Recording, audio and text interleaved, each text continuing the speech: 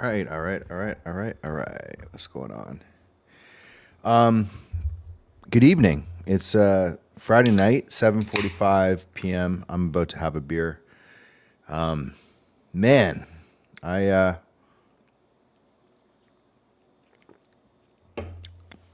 that tastes good. Give me 1 second to grab my phone. Right back.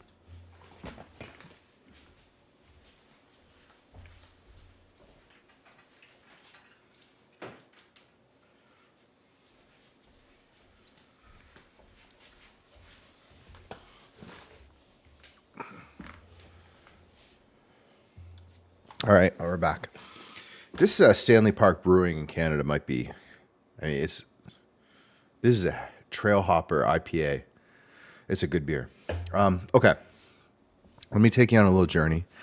I can't spend too much time on this because, yeah, let's see, officially, what time is it now? So I'm officially 7 hours and 45 minutes behind on my schedule. So the plan was every day at noon to start new work. So it gave me, full 24 hours to basically have it minted.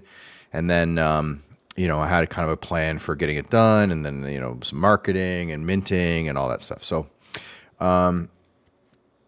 yeah, so yesterday was interesting. First day really kind of kicked my, what. And then yesterday, again, I made a mistake of just thinking, I'll do something I'm kind of used to, which is 3D landscapes. But, if I knew anything about 3D landscapes, they take me quite a long time to do. I've never done one in a day, and I don't know why I took it on. I think I just got ambitious and, the ideas flew from where I started to when it went. So, yeah, I'm trying to learn my lesson and try to kind of keep myself much more focused on, attainable goals for the day and, try to get some momentum going here where I feel like I have a schedule. So, the piece is available now. Let me flip over and I'll just quickly show you guys the piece because what ended up happening is that I did record everything. So I have the full recording of literally everything that I did. Sorry,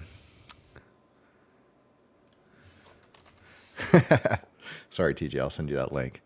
I probably like them. I don't even know. It's the basketball, the NBA in-season tournament, I guess.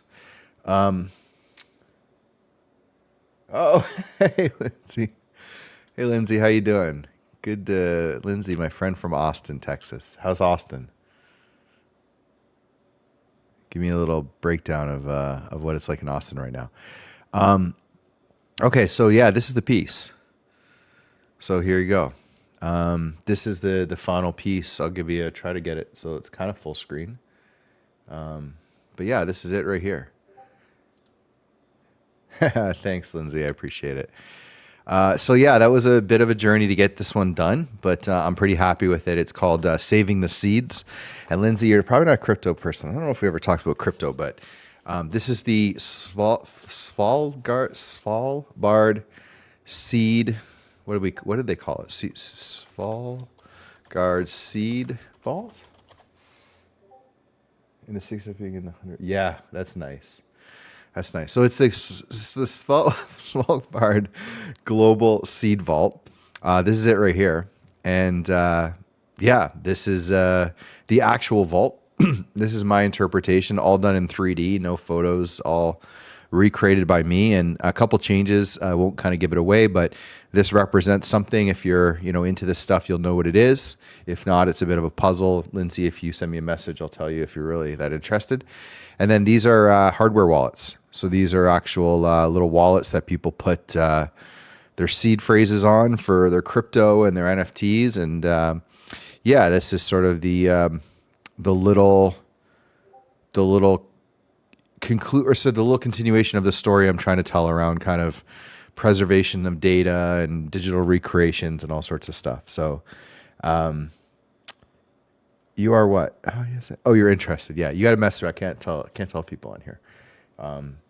But yeah, so this is the number 2. So that's all done, and it's widescreen. And I'm actually going to submit it. I could do it now.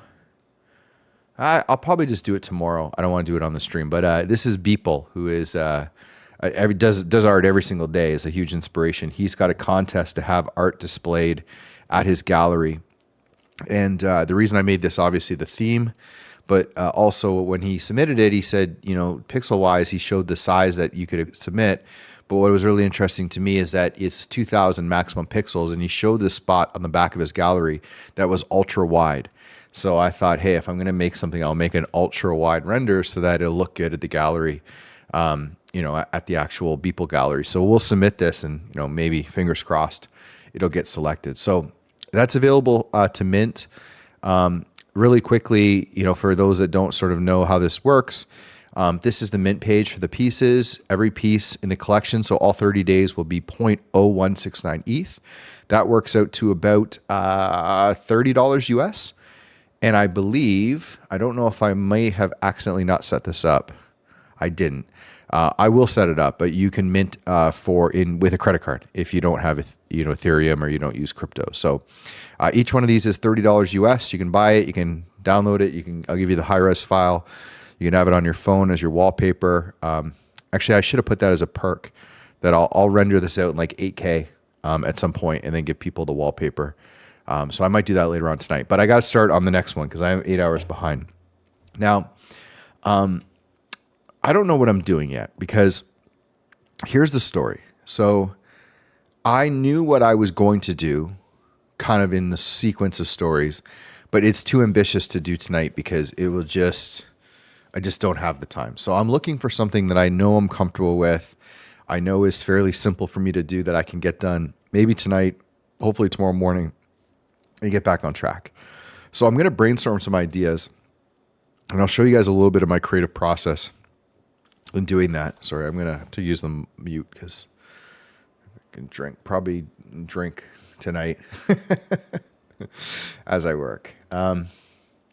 Okay, so I'm just looking through my list. So I have 20 different ideas for this series, and they're in somewhat order, but basically the idea here is that I am telling a story through these 30 pieces. I don't want to give away that story completely, but I can tell you that it's sort of related to, digital identity, digital assets, digital replicas, preservation of the real world, potential, things that we might encounter as society that may end up, preventing us from maybe experiencing and enjoying some of the cool things that we've previously enjoyed in our lives, which is kind of relevant right now with what's going on. So I have lots of really interesting ideas related to that, but in particular, I'm looking for something that I can do very quickly. And the thing that I'm pretty good with in Blender, because Unreal Engine's been giving me trouble. So this is, by the way, this is the file. You can kind of see it. This is the replica. So we've got the mountains, which is actually Svalbard. Man, I can't say that. In Norway, it's the actual mountain range placed in here, and then the actual location of the vault. And you can see the vault here, and then these are the northern lights that I created, which was really fun to figure out how to make northern lights, like just totally from scratch. I'm going to do something with this. I might even put them in an Earth simulation. Oh, Lindsay, you're the best. Thank you so much. So yeah, this is the piece, and if you kind of go over here, you line the camera up, you can imagine. This is one cool thing about 3D. Is, you kind of put your camera anywhere. So I could have done a composition like that. I could have done, something like this.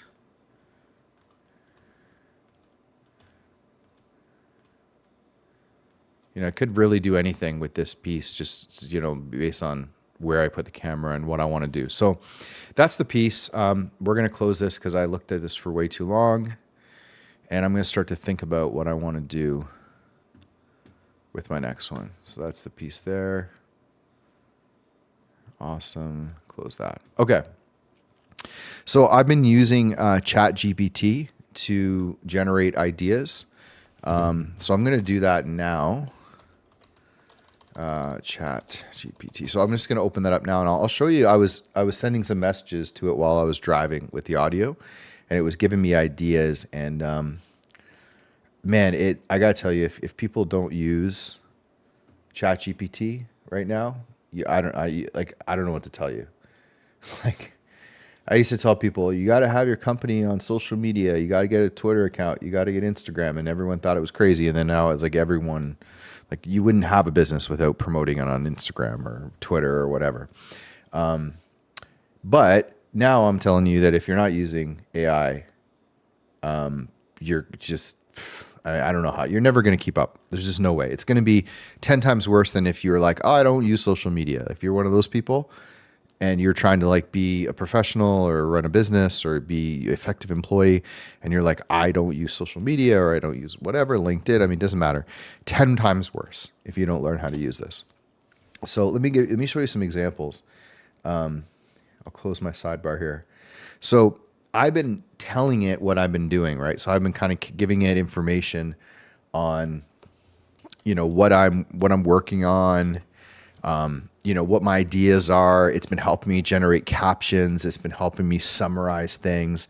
It really has been a huge asset as I've gone. And what's been really interesting, so I'll kind of show you this. So I've been asking it for some stuff, and I basically said, like, look, I need a minimal effort thematic themed piece in Blender. And it gave me some ideas. So it said you could use terrain data, do a monochromatic shader. No, because I just did that and I don't want to. It doesn't fit the story. 3D fractal idea. This was really interesting to me, which is the complexity of human history and knowledge. I thought about doing this, but it would require me to kind of figure out the simulation of how I would kind of create that piece. And then I got to go generate a bunch of stuff of like human history and like hieroglyphics. And it's like, I don't think I can get that done. Particle simulation is cool. The same idea, I think. Basically the same, a bunch of shapes that represent all the different things that have sort of maybe made good and bad in humanity.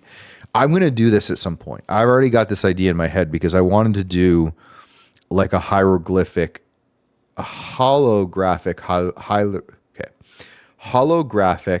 hieroglyphic, like story of humanity. So like all the good stuff, all the bad stuff, kind of how we got here. So I'm going to bank that and I'm going to work on that another time. And then this was interesting about, the human growth and decline, but then it starts getting into data sets and processing, and I didn't want to do that. So I asked for some specific ideas. Yeah, that one for sure. I'll actually, Lindsay, you might be really helpful with that one. I feel like a lot of the stuff you're into might be really useful for what I'm doing. So I'll message you when I do that one. Maybe you can help me out, jump on the stream or chat with me. So this is like, okay, like create a mandelbulb. Like, I don't even know what that is. I'm super curious. What's a mandelbulb? Like I love ChatGPT so much. Like, I can't even tell you. Like, create a mandelbulb or Julia set fractal that metaphorically explores the endless possibilities of human decisions and their outcome. Use metallic shaders to give a future. Like, I love this. So this is what these things are. Oh, this is so cool. So this is going to be, something interesting. That's definitely not in the cards tonight. Particle simulation, a galaxy or nebula forming. No, not in the cards tonight. Population growth and decline, again, not in the cards. Climate change, not in the cards. So then I asked it again. I was getting like a caption, which was amazing. Look at this caption that it generated. So I told it about my piece and I gave it the whole description. And this is what it generated for the caption. Amidst the Arctic silence, the Svalbard Vault now safeguards the latest vestiges of digital wealth, cryptic keys to civilization's lost fortunes. I just used it exactly as is. I was like, this is perfect. So that's my answer. Nailed it. Okay, so then this is what I kind of said to it tonight. Like, hey, still want minimal effort. I want to continue the story. We went from like my digital message to myself, my digital kind of time capsule message to myself, which was like a 3D replica. Did you see that one, Lindsay, where I'm talking to the camera? And it's like a virtual version of myself. I got to post that on Instagram. It just haven't had a chance. So that was the first one. And then the second one was that one you just saw. And then it started to explain this. And I saw this one and I was like, this is really interesting. So a visualization of a digital DNA strand. So go to... I got to have a better place to put all these, Lindsay, at some point, but just go to my Twitter and or I'll just send you, actually, I'll send you a link to it. I'll make your life a little bit easier. This is it here. Here you go. So that's number 1. And then if you want to see number 2,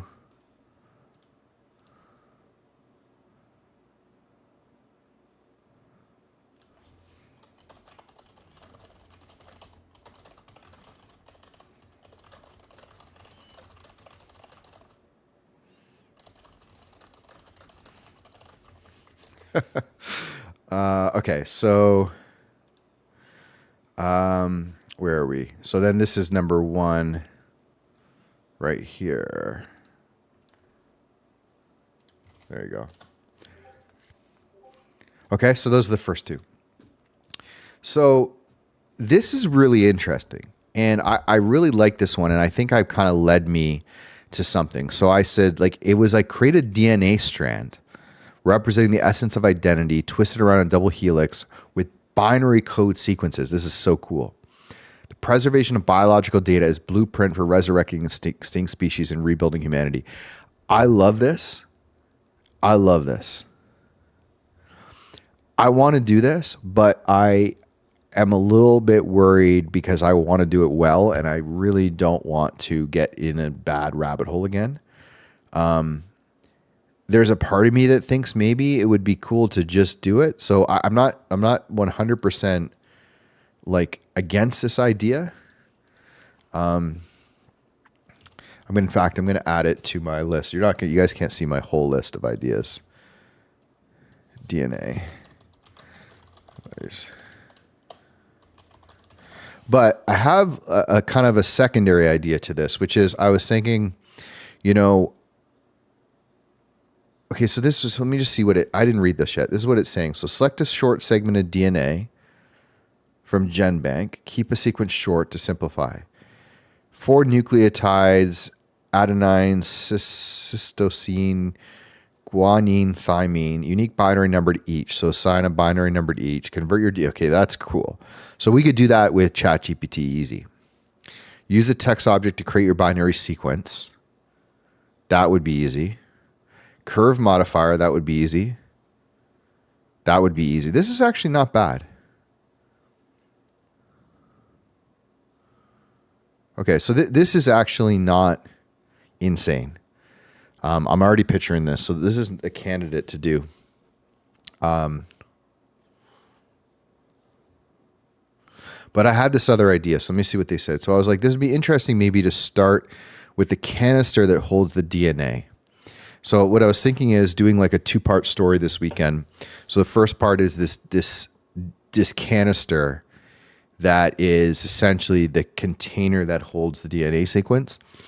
And I was thinking of either putting it like in a desolate environment, but I have to be careful because, again, I do not want to go down a bad path of making something, too over the top. But if I did put, it in the foreground with like a dystopian kind of landscape behind that is out of focus, so I don't have to worry about detail, it could work. So that's one idea, right? So then it would be like inside of that is the DNA sequence. Tomorrow I would do something around it actually, being opened into the DNA. So this is where my head's at right now. But I was asking, like, what could I do to make sure it uses real world data and it all fits the story? So I haven't read this yet, so I'm going to see what it actually tells me. Oh, that's interesting. God, this is like, how crazy is this? So this is really cool. So we're going to call this the, what do we call this? The DNA canister. I'll get a better name. So basically one is that what is those seed vaults look like? So that's really interesting. We can go look at what do the actual, what do the seeds look like in the vault?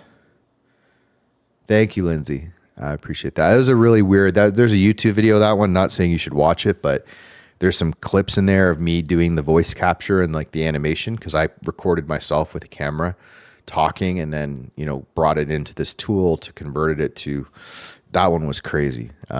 Eventually I'll do like a short, Lindsay, like a reel or a short, like a 60-second how it's made. So you can check that out. Okay. So I love this idea. I really love this. So this is, they're saying like use the proper dimensions or like a schematic of a proper seed vault within that thing. That's really cool. So I like that. This is the idea again I had, but I didn't want to do this all at once. This is absolutely true.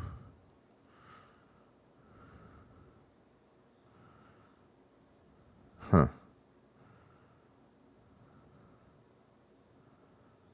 Yeah, this is so good. This is kind of what I was thinking. So this feels right. This feels right. So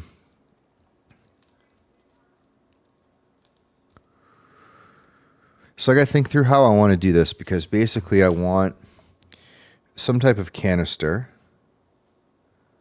and like we can come up together with whatever that is and what that's going to look like. And then we need a scene. So the scene either is going to be in like a dystopian, like I'm picturing like a pile, like a pile of rubble or something with that like one, we could even potentially grab the same scene from Svalbard that I made, and we could just, oh, that's interesting.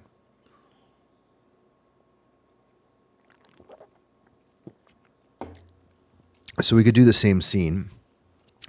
We could set up like a snow pile, rock pile, and then we could place the canister there. And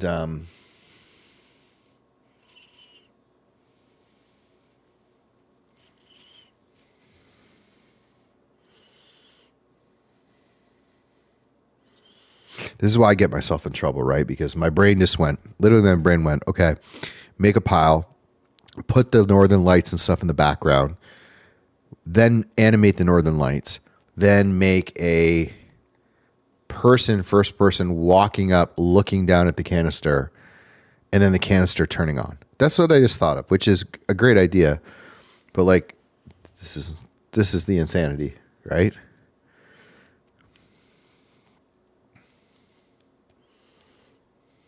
Now, one option would be I make the cylinder, the canister, focus on that. Worst case, we're going to put it on a nice rotating platform with like a little background and animate it.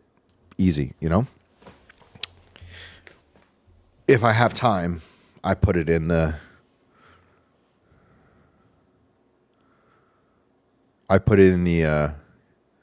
scene. I feel like the scene is easy.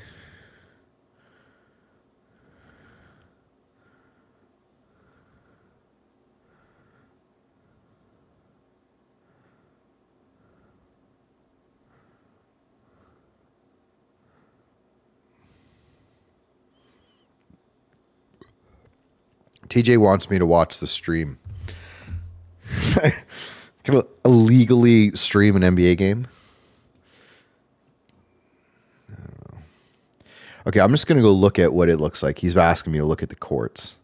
So I'll just mute my audio. I'll just grab and I'm definitely not going to illegally stream this game. Just anyone tells you that I'm illegally streaming it, I just want you to know I'm not.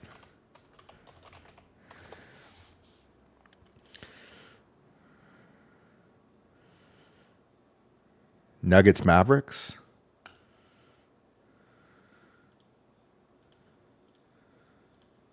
Technical fouls on Grant Williams, who's now pleading his case to Eddie Malloy in his 22nd year as an NBA rep. An elite free throw shooter. But I'm teasing Grant Williams a little bit because I like the competitive fire. Just trying to see this court real quick. I like how smart he is defensively. Like, I'm teasing him a little bit about his voice. But it's important. But this kid, every minute, you give him an assignment, he's guarding up, he's guarding down, and he's in for the challenge. He's great for a team overall. He really is. And he's one of those role players. And you need a role player every once in a while to call out your stars. Very few teams have that. Trying to get a screenshot for him. Jokic now 10 points. Speaking of technical fouls, I've been handed a statistic. Doc Rivers had 166 techs as a coach. That's it? That's it? I am so disappointed in myself. They won't show the score. How many he had as a player? That's a lot of money. I didn't have the money as a player. We were making like 50 grand. Okay, hopefully that doesn't get me banned. All right, I'm sure it won't. I gotta go tweet that to TJ.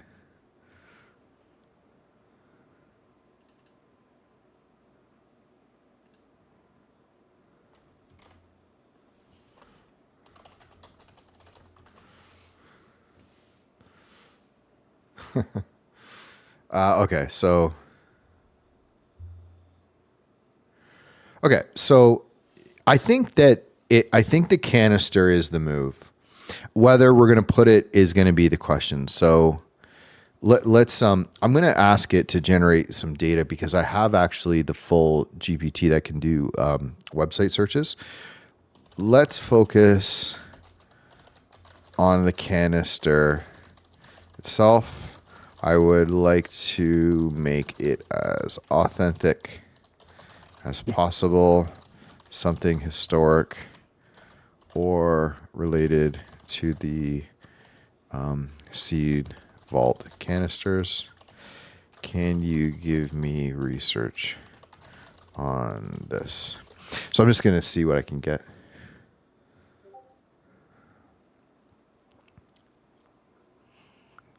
Stainless steel.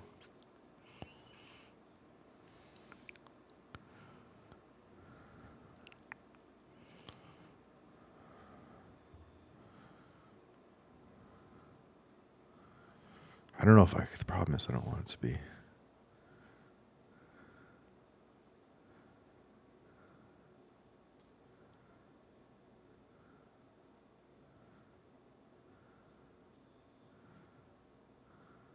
Okay, let's go look and see the.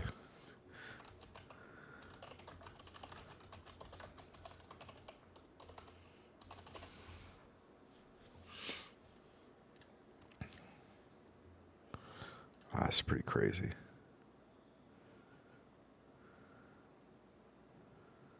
Oh, come on, National Geographic. No one's going to read your garbage magazine anymore. Oh,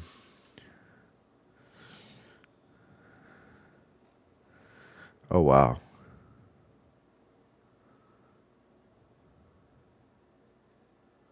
Okay, this is interesting. I've been wanting to do this in Blender.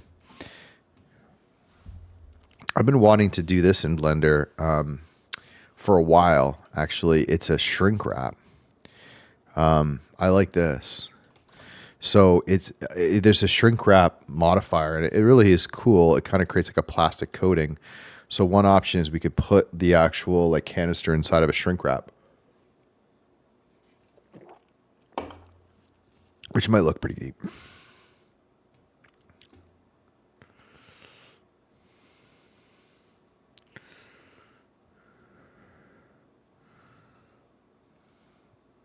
So it's probably different. It's probably different for every.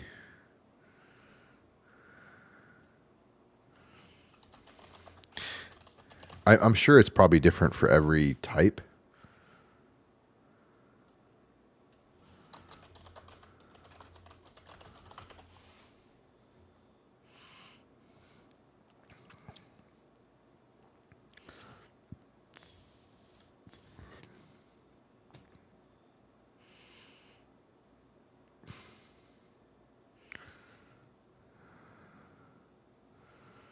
Plateau Mountain. From the front door to the back is 145 meters. Width of each room. Oh, this is cool. So this is really useful. So just getting inside vault. So if we actually were to do inside the vault, there's the actual dimensions.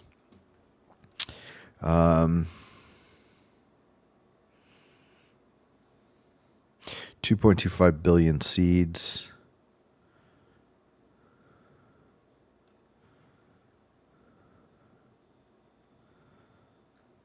Interesting. Human DNA time capsule.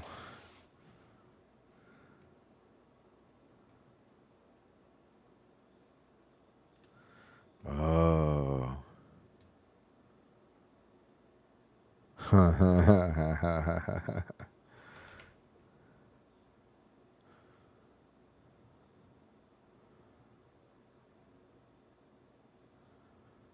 mean, that's insane. They never asked me to submit my DNA for this.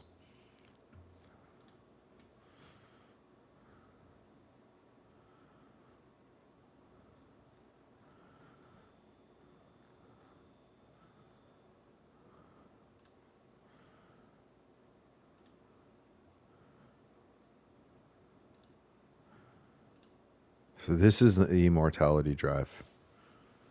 Seems like a pretty crappy set system. Oh my god.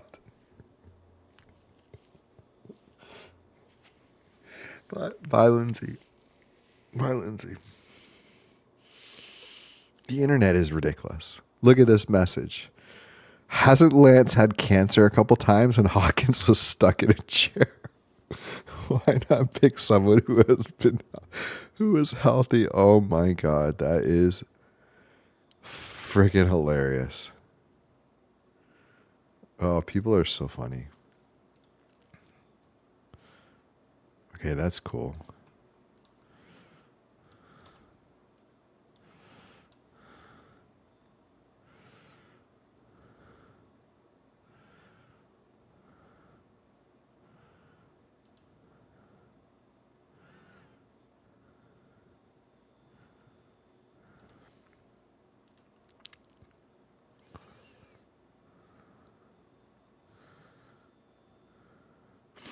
Okay, let's do some fun stuff in ChatGPT. So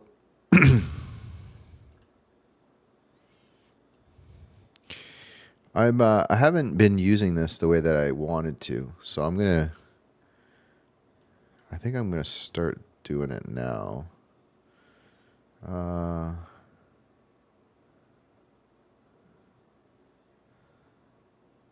No, I'll do. Let's see.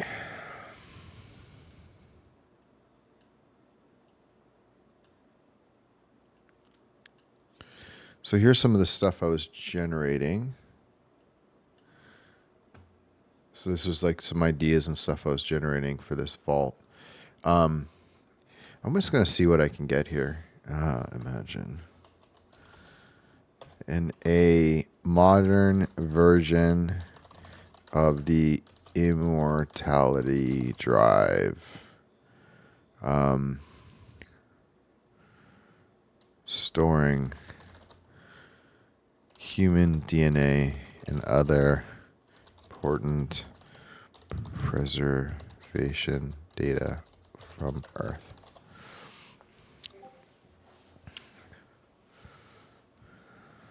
So this is where, the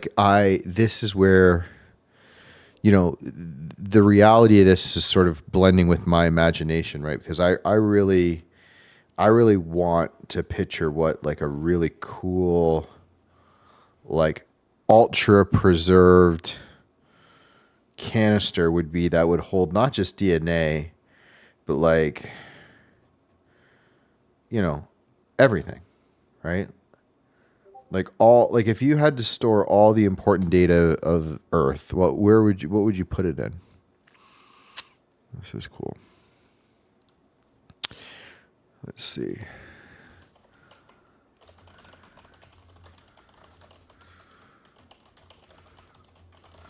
Like, what would you do, honestly, right?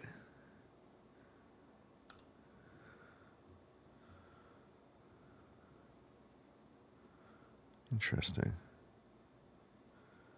Wow. How old is this thing?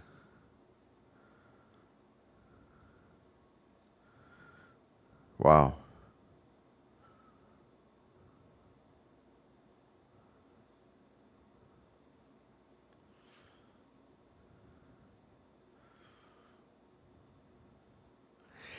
'87 BC. Wow.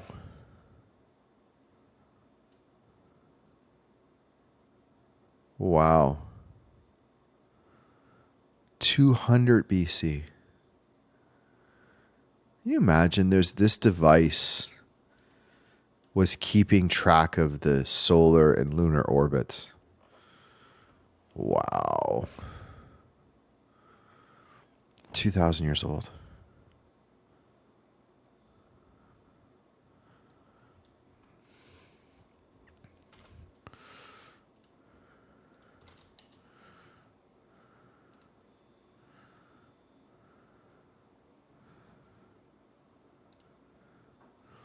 I mean, this would be super fun, though, to do at some point. Definitely not in the cards tonight.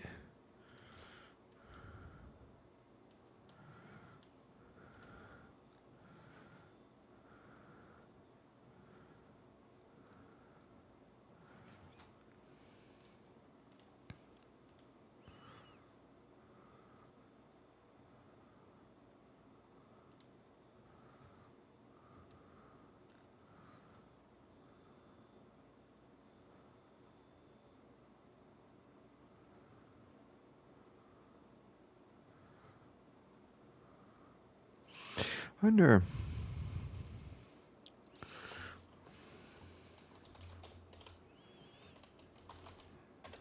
A canister, a destruction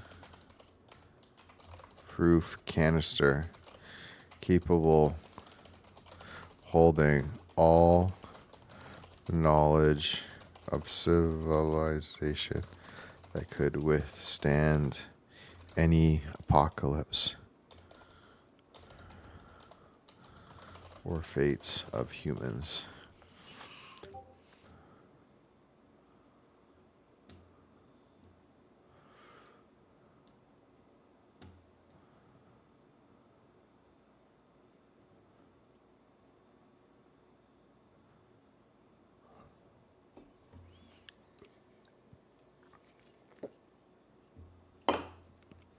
This is what I'm getting at.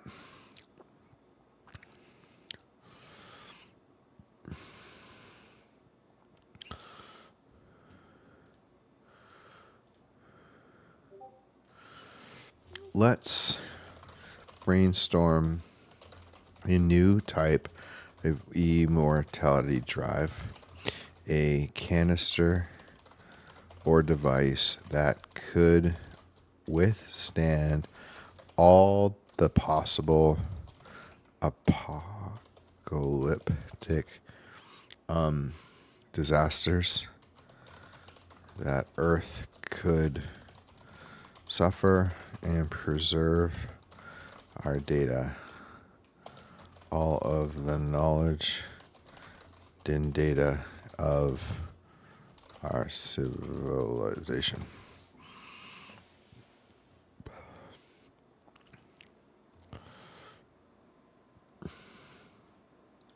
Tungsten. Interesting. So I like this. So I like tungsten alloy, tungsten Dow, shout out. I like this idea of synthetic sapphire diamond because I have a nephew who sells synthetic diamonds, and we've been talking about maybe at one point helping him make some 3D renders. So I do like this idea.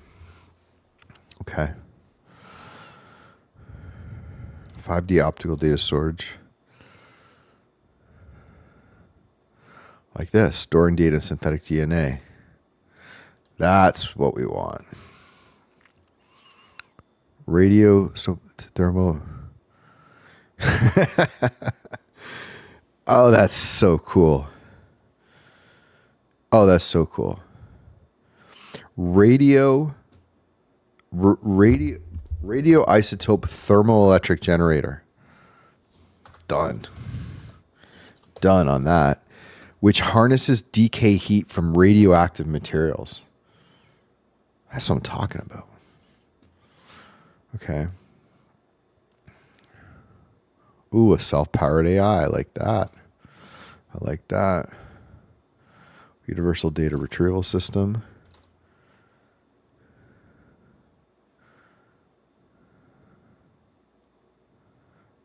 Oh, fairway cage. What is that?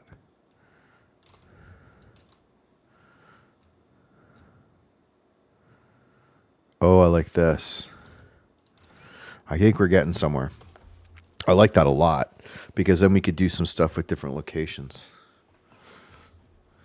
Geologically stable locations across Earth. I love that.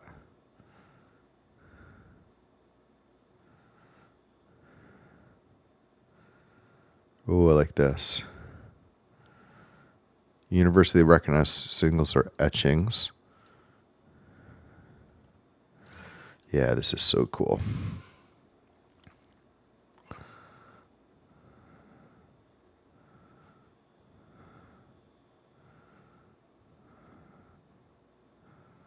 Well, that's cool.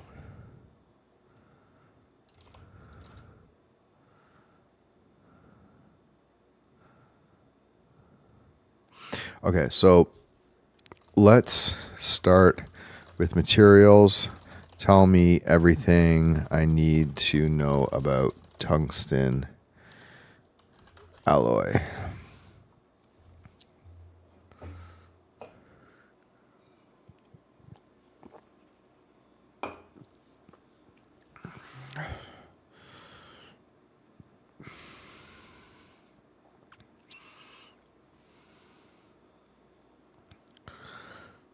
Oh, wow.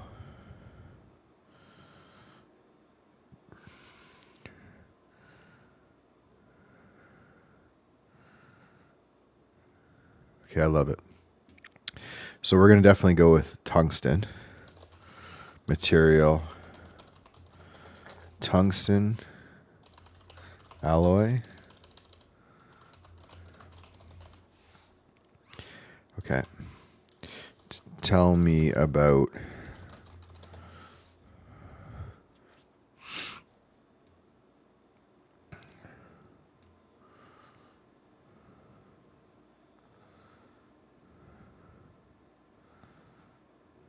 huh.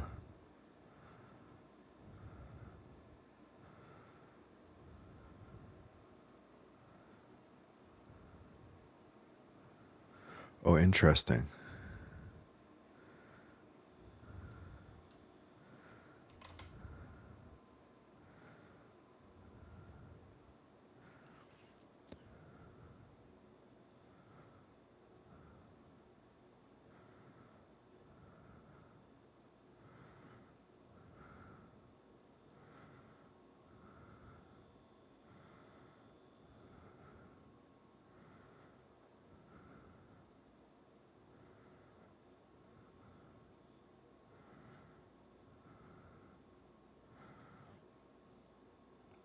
Okay, I like this. Right now, I'm imagining a tungsten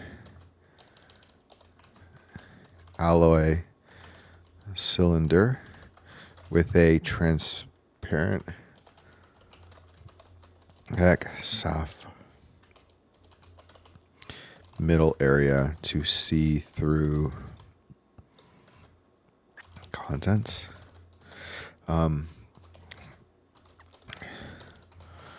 Sure how to utilize diamond, but we'll put that on hold.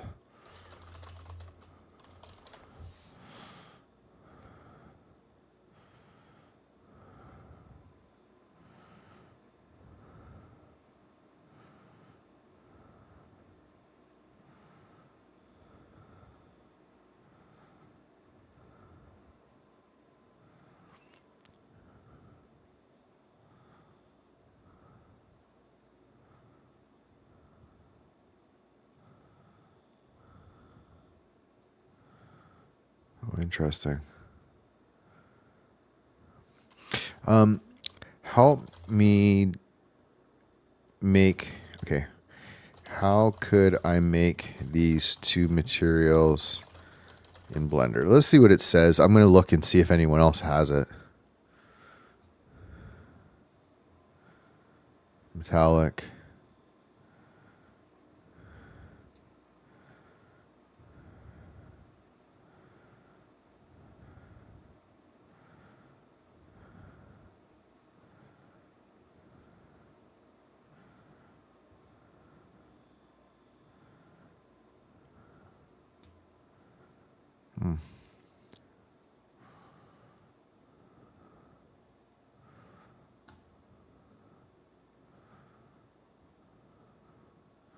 Okay, I like that.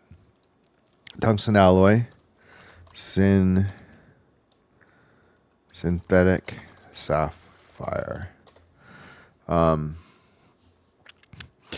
so we're going to get some examples of that, and then we'll generate those. So that's definitely it. Okay, so let's go on to tell me about 5D optical storage.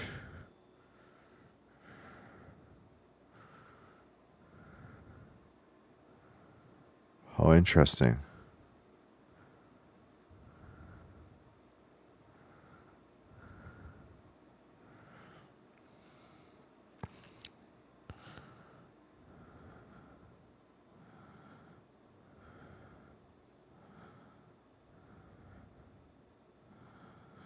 All right, I want to say, let's do this in synthetic DNA. Tell me everything I would need to know about this. We're not going to do the synthetic DNA part.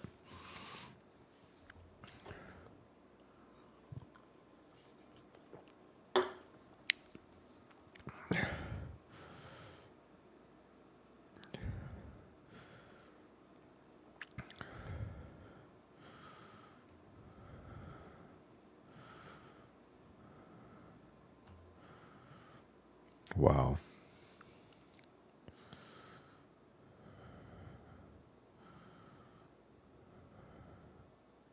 Yeah, this is it.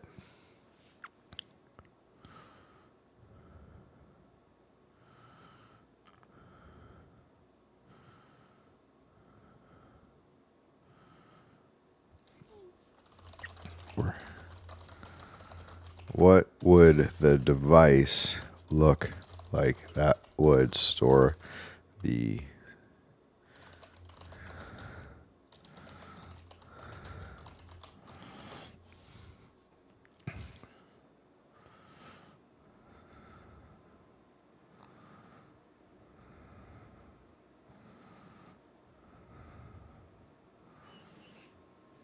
Okay, so we're going to go back and see.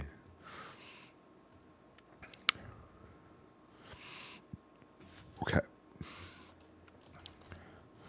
A tungsten, a cylinder.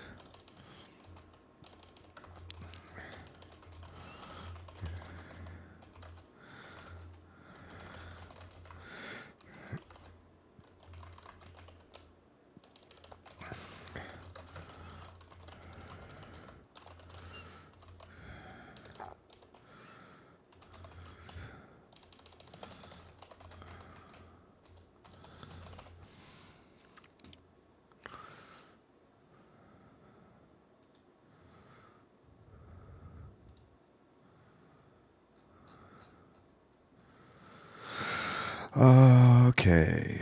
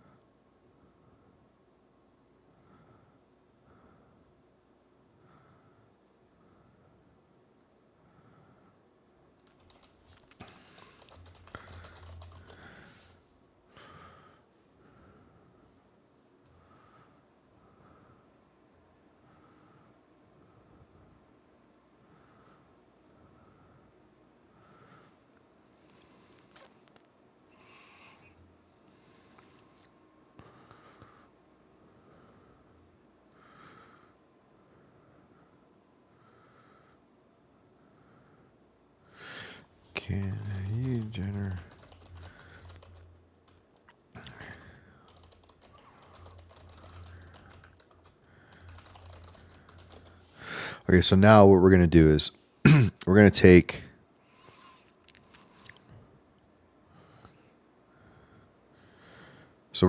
this and we're going to go over to do a new chat, and we're going to switch over to Dolly.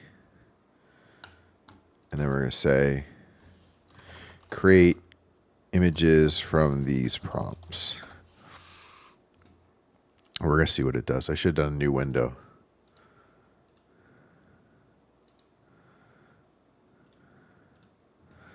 Okay, we'll do that.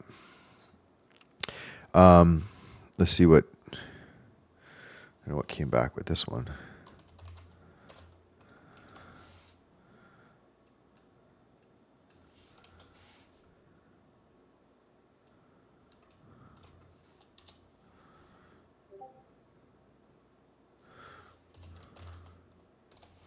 I can't remember if we can do multiple.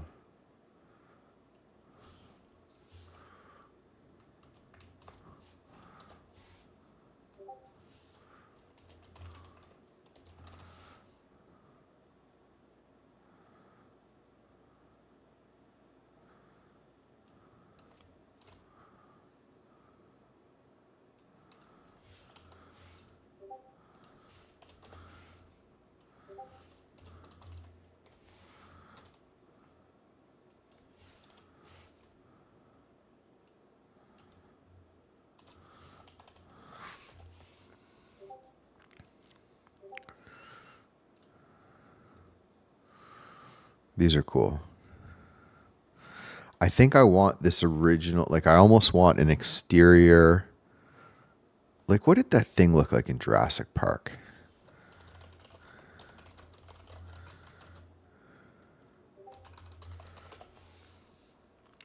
Oh yeah, it was Barbasol. That's actually hilarious. That's actually hilarious.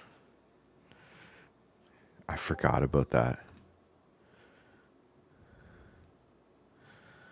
Would I get in trouble for using Barbasol?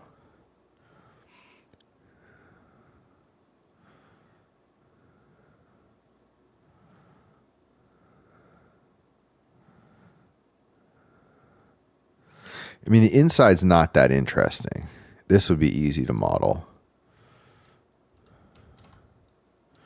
The Barbasol idea is money, though. Barbasol is a real thing, right? Pretty sure it is.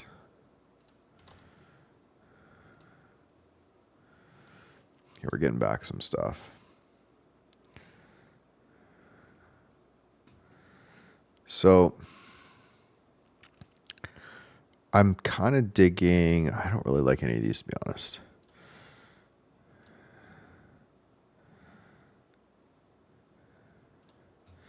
No.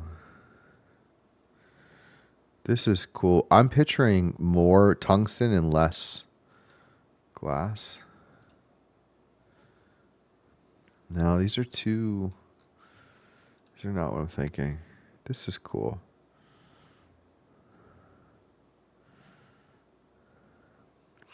I think something like this would be interesting. So what I'm picturing is like an outside container with a clear, because like what I'm picturing is like an outside container, right? With all tungsten with a clear inner part so that this part is exposed. And then in there is something to kind of represent what is inside the canister. And then the canister comes up. And maybe there's a little bit of a smoke simulation or something, right? In the next one. That's kind of what I'm picturing. So this one is very cool. The Barbasol is great, though. I kind of want to just do a Barbasol can, to be honest. I'd have to look up. The Barbasol is such a great... I mean, Barbasol is real, right? Yeah, Barbasol. I don't think we could do that. That's so crazy. I wonder how much they paid for that.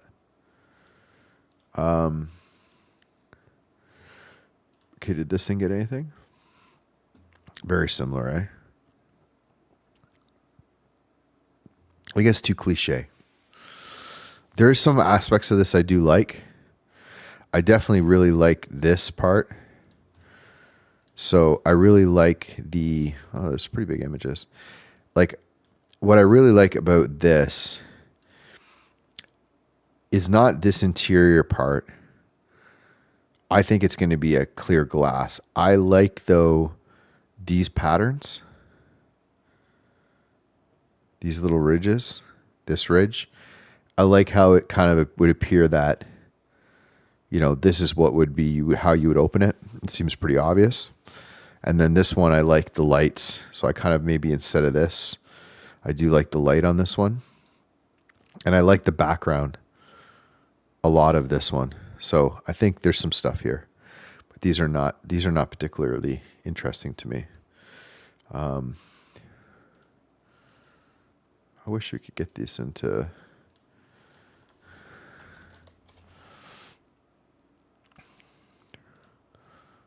Okay, so we have our both here.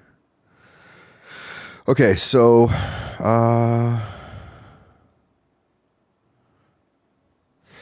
these generate too much clear glass. I'm picturing something where if the canister was, say, like a foot tall, only 20% would be glass. Give me another prompt. So I'm just going to get another prompt to see what it gets.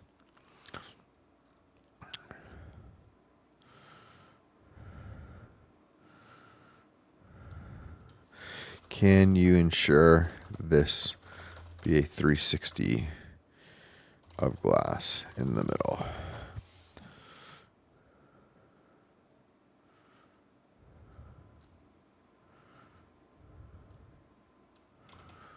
Okay, let's see. Okay, and then what I'm looking for is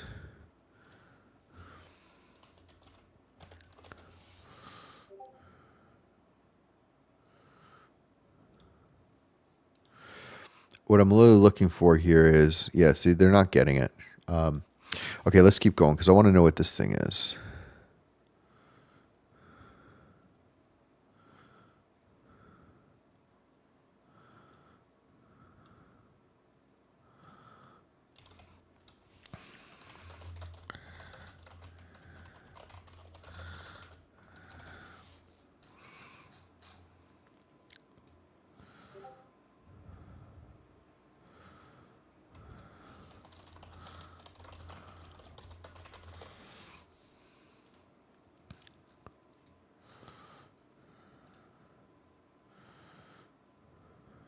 Still not quite getting it.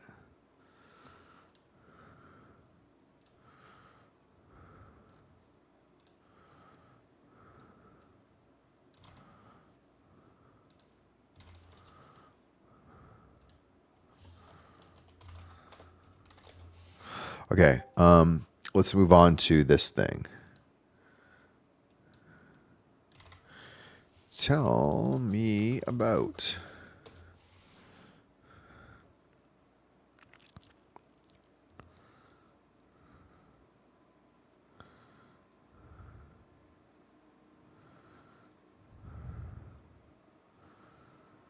Wow.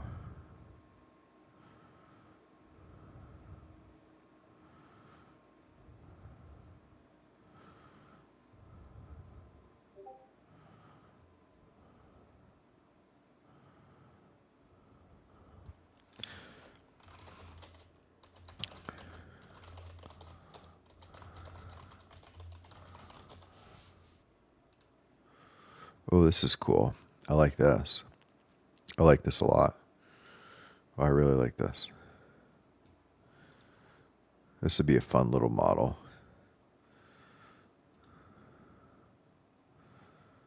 I really like this. We could try some AI to 3D for this stuff. Although I would rather probably model it, but I really like these things.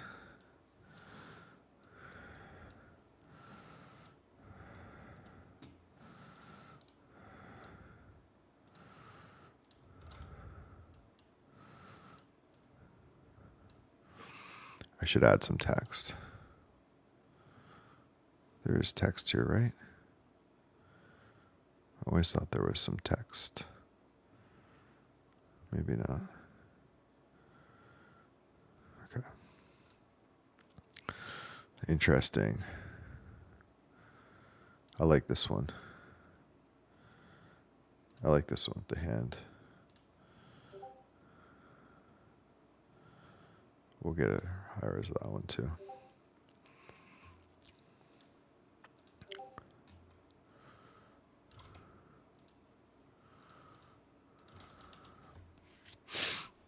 This is like the best way to create concept art, I swear.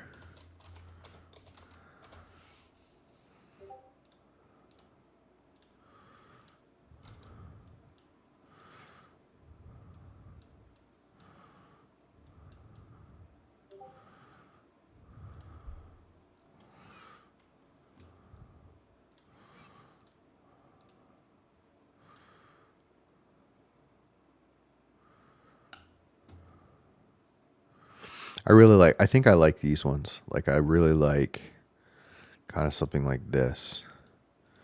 I don't know what it is about these sequences, but I like them.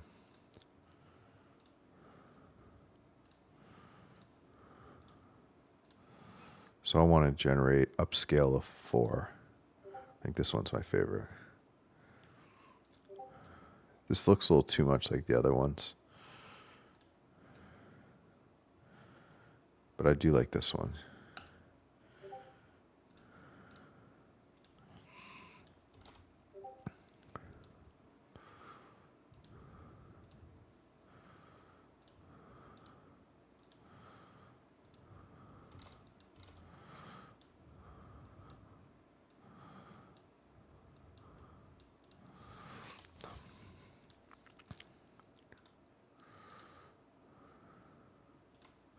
Be interesting if we generated a blueprint. So this is an interesting idea is to make life a little easier. What we could do is we could use like something like this style with the holographic text and just do like a schematic. Be really interesting. Okay, I'm gonna get a quick washroom break and I'll be right back.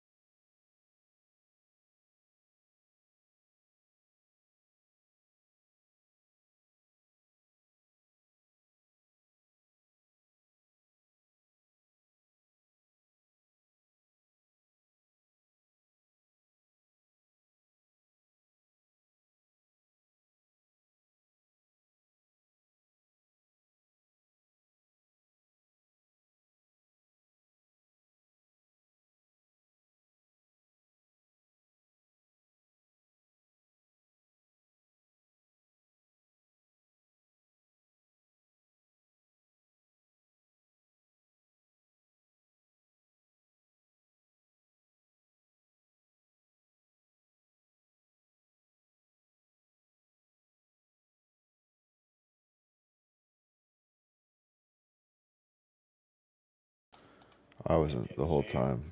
So Wasn't as you can see here, it saved this GLB file in the demo folder that I created. You can save it wherever you want, name it whatever you want. And I have it default to open with the Microsoft 3D viewer. So this is just a good way to take a look at it and see what it looks like. You'll notice that the colors are a bit off. It's a lot brighter. The conversion process, it must use a different gamma setting, so everything will be a bit brighter, but we can fix that later on once we create the texture. So that's that. So now I know this is a usable model, and we'll jump into Blender here. Alright, now we'll just jump into Blender here and delete the cube. Do import, and you want GLTF 2.0. It's a GLB or GLTF file, and then we will paste in that location, and you'll see the file there. Just hit import. That'll take about a second, and once it comes in, you'll see it's actually just a shaded mesh. That's because the mesh file itself has or the geometry has an attribute tag, or a color attribute. That's the vertex coloring there. So what you want to do is come up to the top right here, if you're shading, and just hit attribute, and that will turn that on. Oh, that's I also cool. like to turn it to flat, just to get rid of any other shading that's in the scene. So as you can see, once you have the object in the scene, it doesn't quite fit the world space or anything. It's just a floating object in there.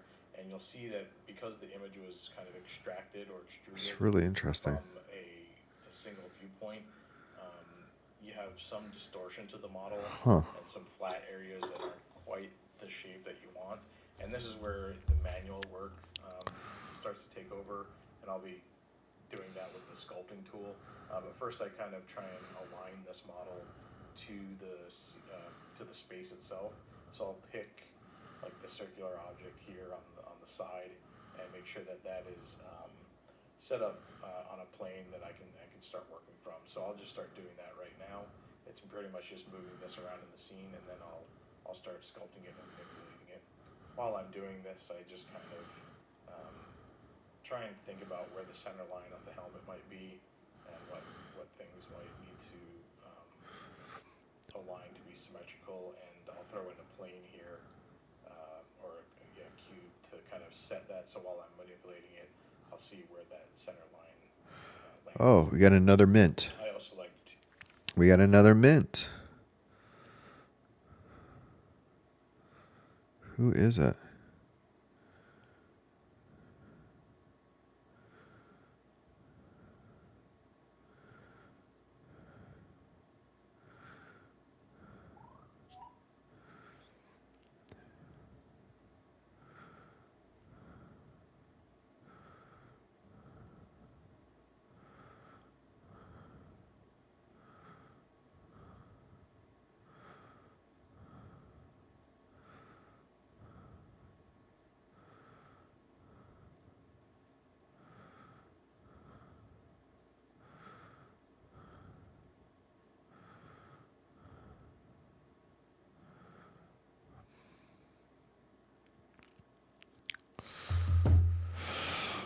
Oh, awesome. Whoever that was, I appreciate it. I'm trying to find out who bought it. this way. I'll just get rid of Really, really cool, though. background. So you'll see they'll all be selected. So I'll just come here and delete them. I usually use the lasso tool, but use whatever you want.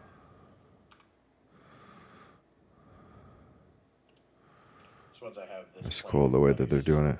this is where I start sculpting. I'm not really going to be using any of the stuff over on this side, so this kind of just gives me a guess on where the center line of the helmet will be. So once you have the object selected, you just hit sculpt, and pretty much I just use the grab tool, make it kind of a bigger radius, and start manipulating. So I know from like this view, I think this stuff needs to be a lot rounder and pulled out. So I'll start to just do that here. I really like this idea. I like this better than generating a 3D model, to be honest. Oh, this is cool.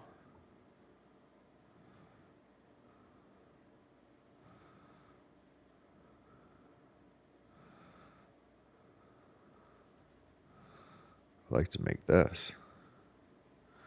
Oh, it's crazy. It's turning into... Wow.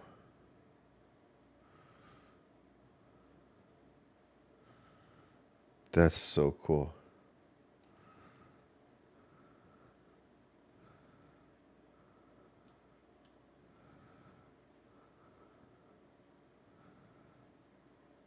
Wow.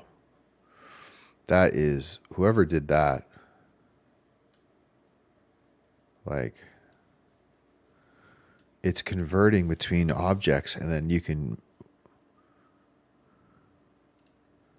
wow, unreal. Shout out Luma AI.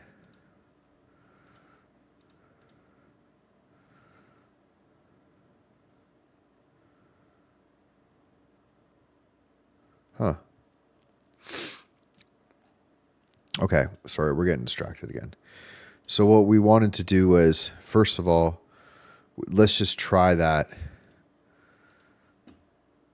I think this is the way I would do it. I wouldn't want to have a generated model. So I think what I'd like to do is if I'm going to do this, it would be this technique. I still don't know if I would do it. The reason is that, you know, famous last words, right? So the reason why this is limited is because, okay, it's like, okay, we have a depth mask. We can now make like what he's suggesting, which my guess is he went in and he just put displacement on it. And then put the image, which is fine. It's just, what do you do with it after? So, as you can see, that's just a shaded once we create the texture.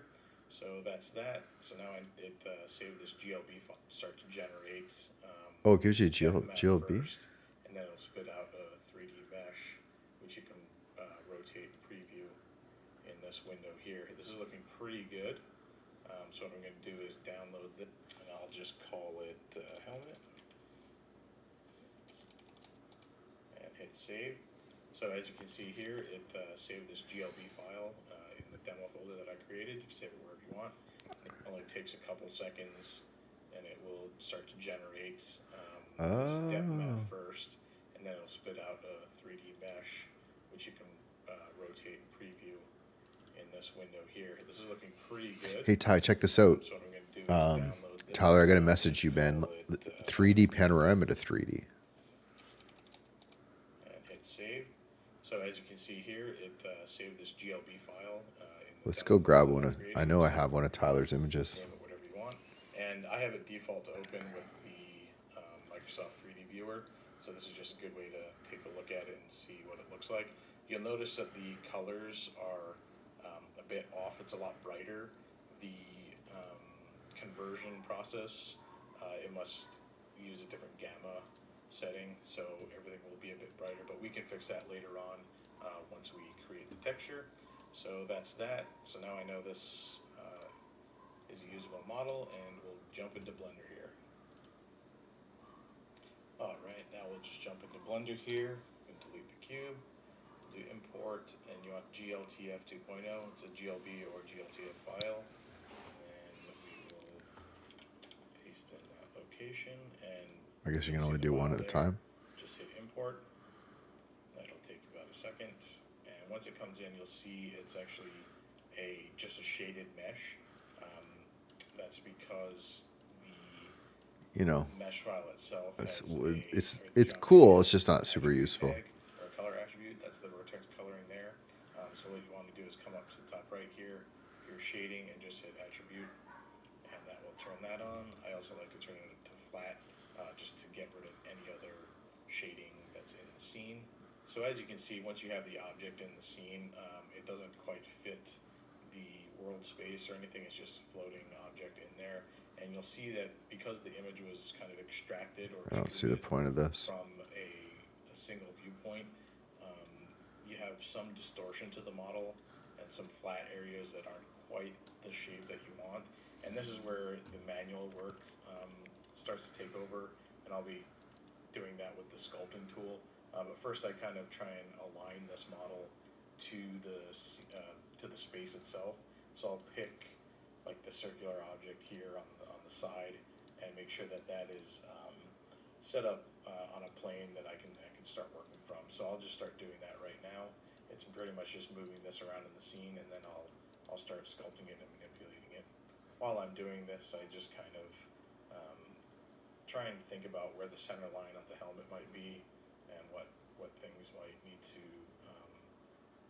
align to be symmetrical, and I'll throw in a plane here or a cube to kind of set that, so while I'm manipulating it, I'll see where Okay, we'll come back. line. All right, we're getting distracted. I also like to select the object and edit it, so this way I'll just get rid of the vertices of the background. So you'll see they'll all be selected, so I'll just come here and delete them. I usually use the lasso tool, but use whatever you want. Okay. Okay, let's not worry about this right now. So let's go. Let's see what we got here. So did we get a faraway cage?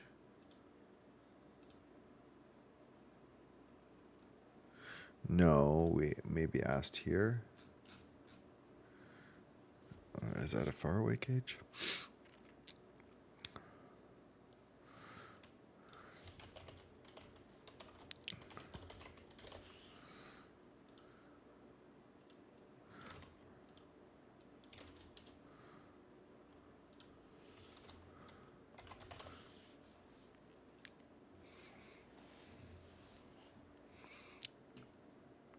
Oh.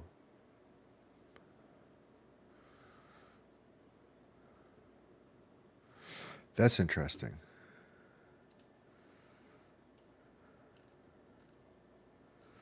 Yeah, I've seen these things obviously before. I think I've been in one.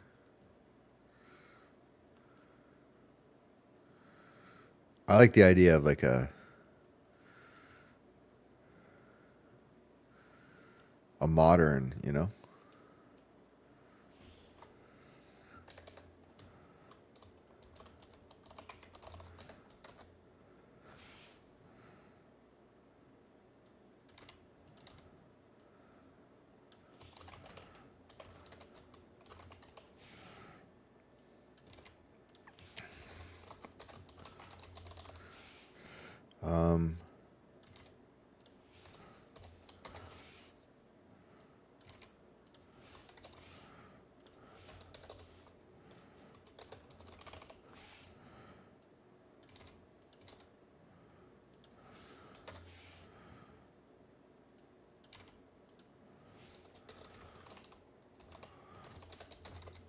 Okay, so this is the way that I see this thing.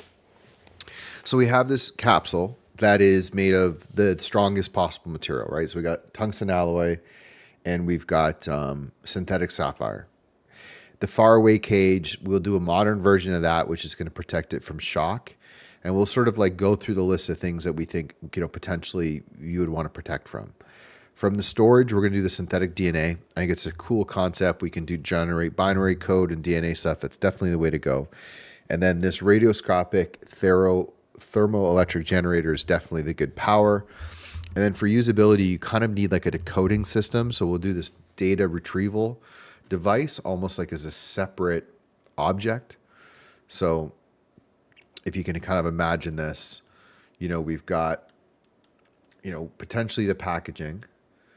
And then we're probably not going to use this. And then we've got kind of like, I like these ideas. We're going to try to generate some more interesting ones. These are our decoders, I think. These are our potential decoders. This is kind of like the, you know, the poster for it. This is the drive. This is sort of just inspiration. And then these are, you know, this is the actual thing itself, the device itself.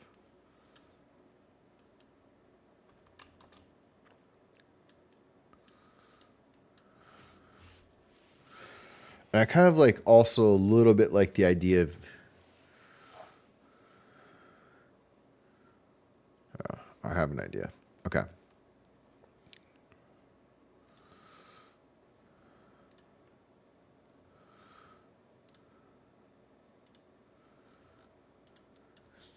Make a visual. Make an ad for a soul vault.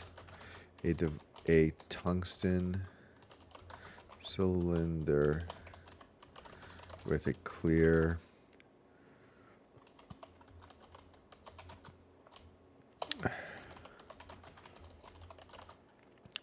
360 middle loop. It has a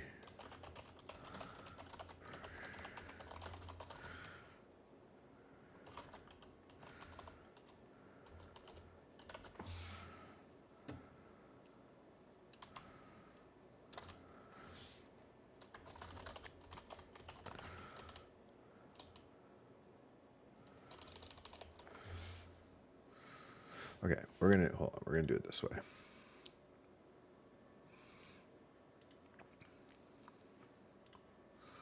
All right.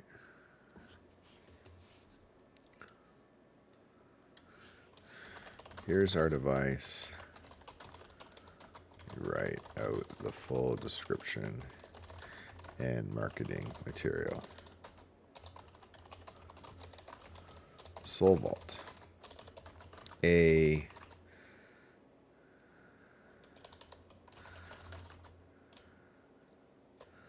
okay.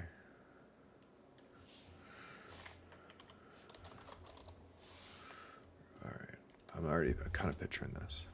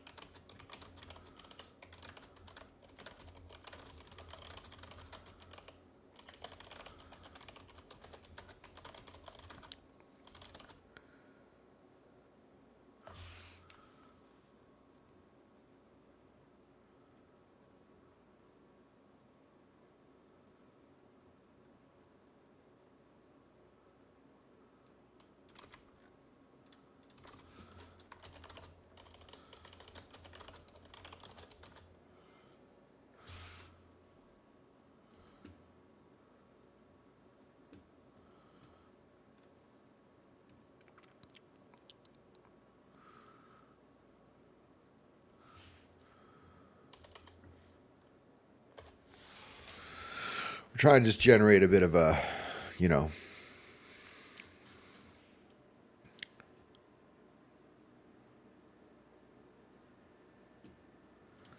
could you give me a clean summary of the product?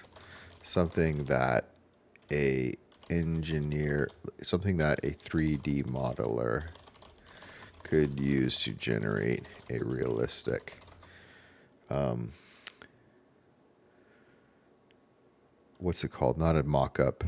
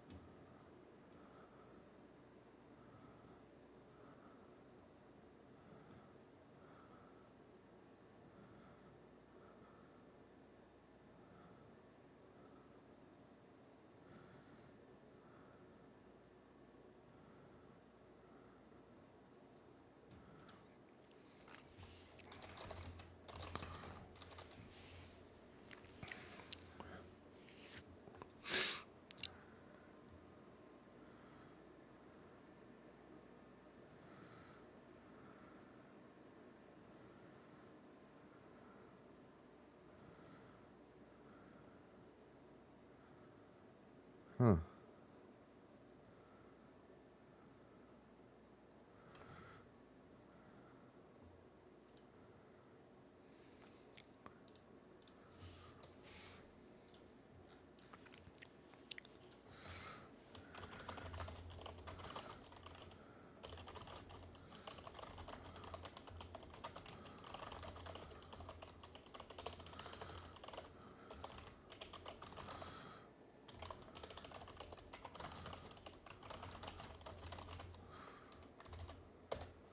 All right, we're going to lose battery in a second. I'm going to grab another drink. Quick washroom.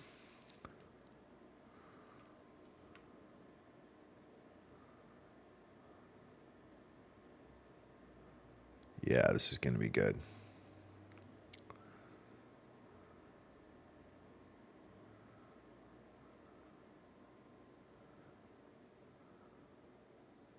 Okay. I'll be right back.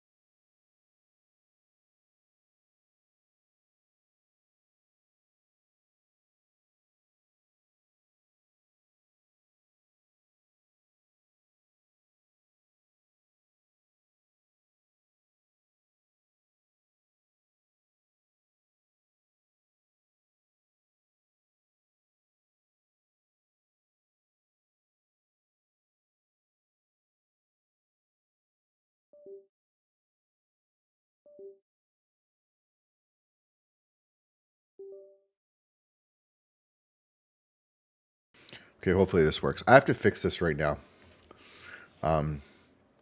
This is really annoying. I had this issue since I reset OBS, which is what I want is I want audio to always to be based on the scene, not on. So just give me a second.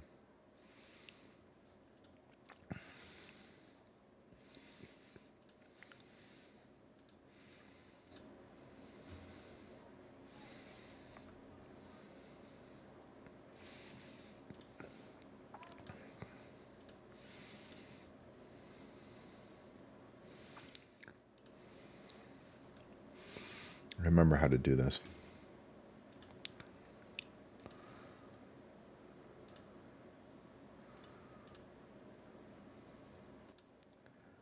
Okay, I think this still should be working. Emily, if you're there, if you can hear me, let me know. Yeah, because basically what we want to do is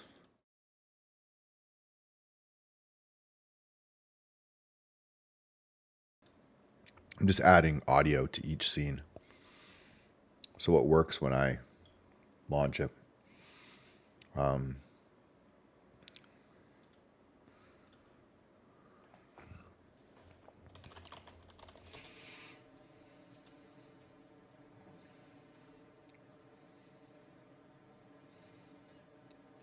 Okay, I'll have to figure it out.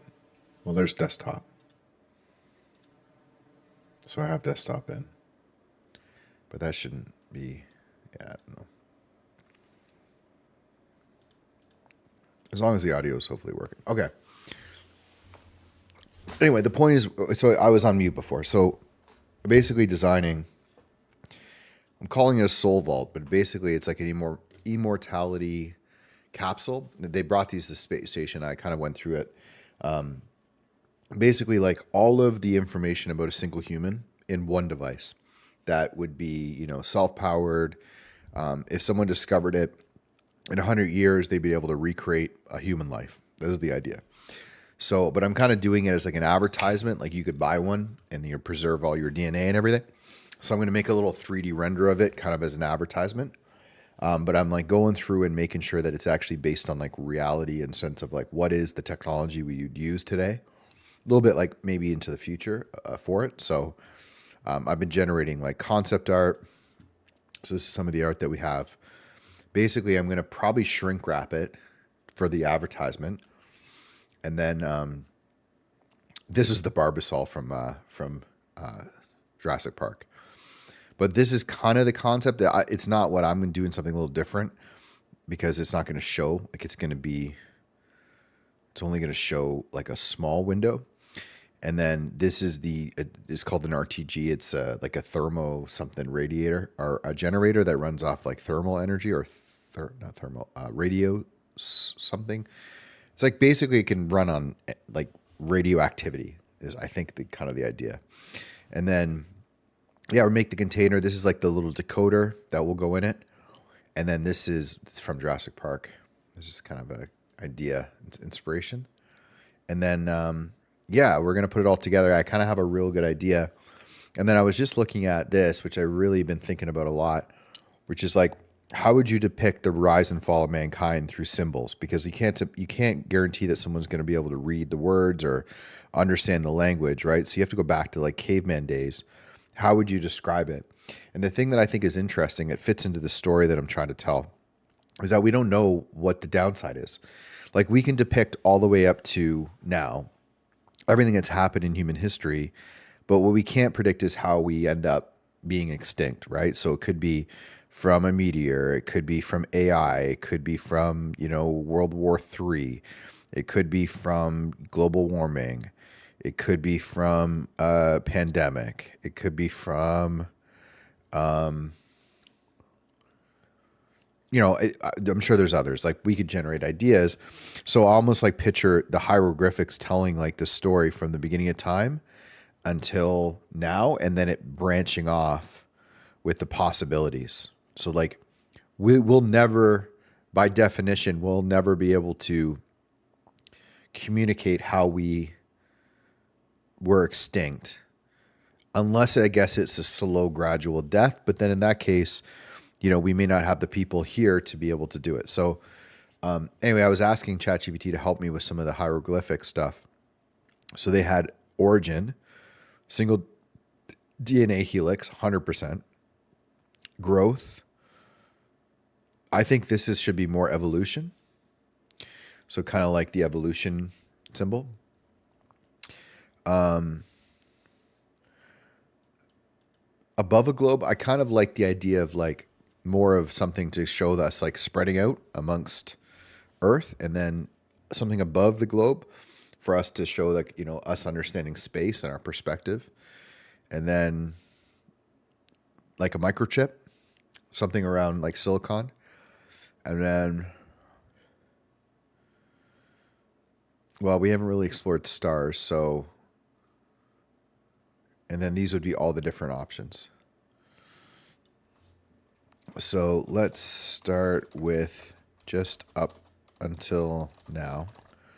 I see these being the major milestones. DNA, life on Earth, evolution, evolving to humans, fire, energy, discovery. What would be the next one? Farming, no.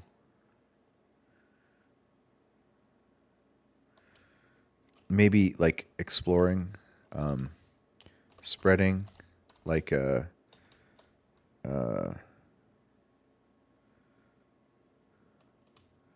travel, populating Earth,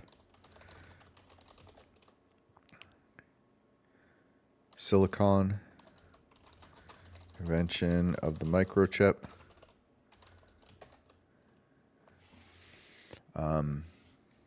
space, seeing, or telescope, looking, telescope, looking out and understanding cosmos, space, traveling to orbit,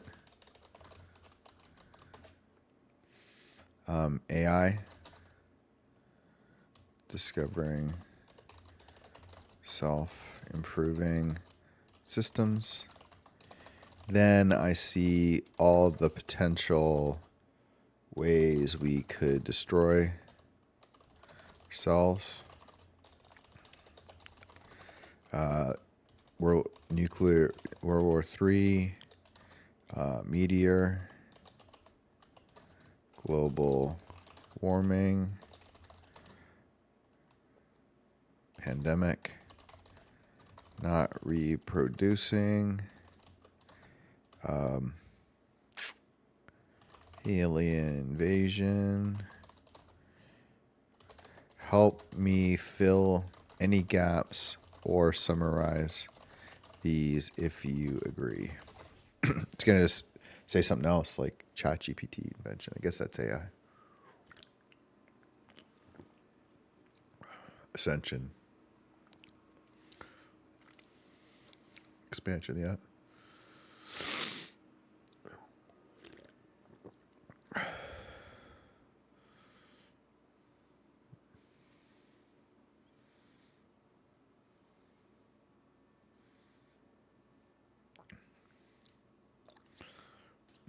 Would you add any more to this? Any really important milestones missing?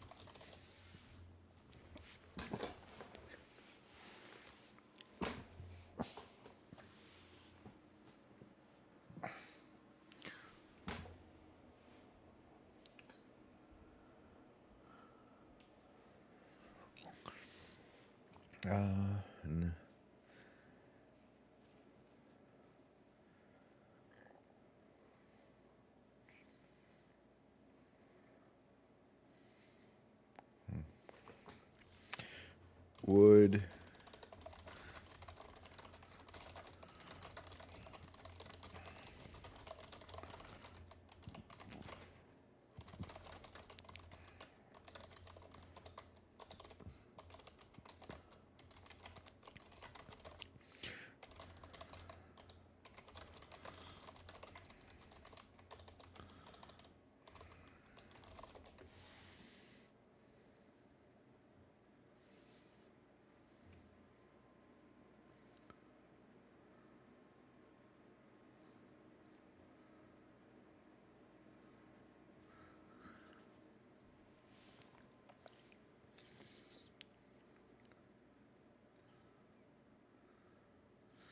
So DNA, evolution, agriculture, writing. I don't know about these. Well, I think fire was before.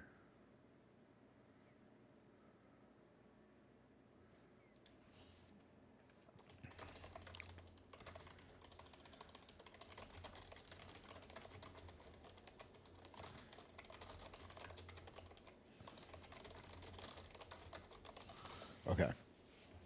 So this is what I'm picturing.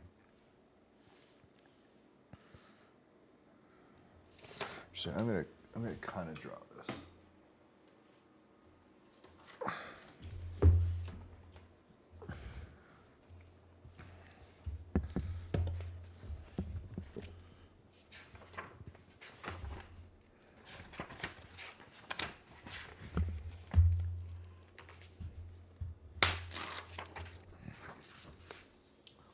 Okay.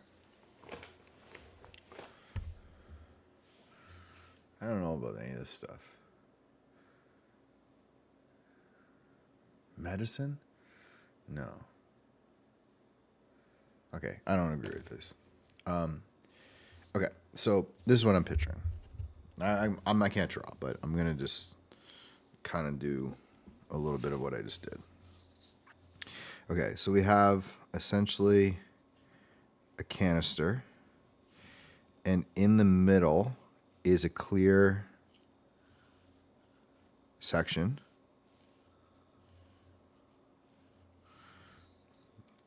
I kind of drew this a little bit weird, but it's fine. And then there's like symbols, right?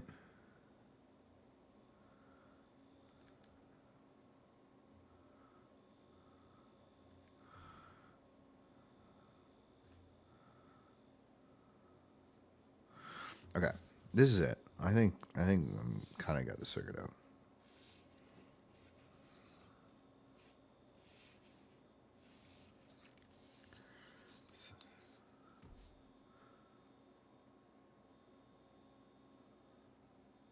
Yeah.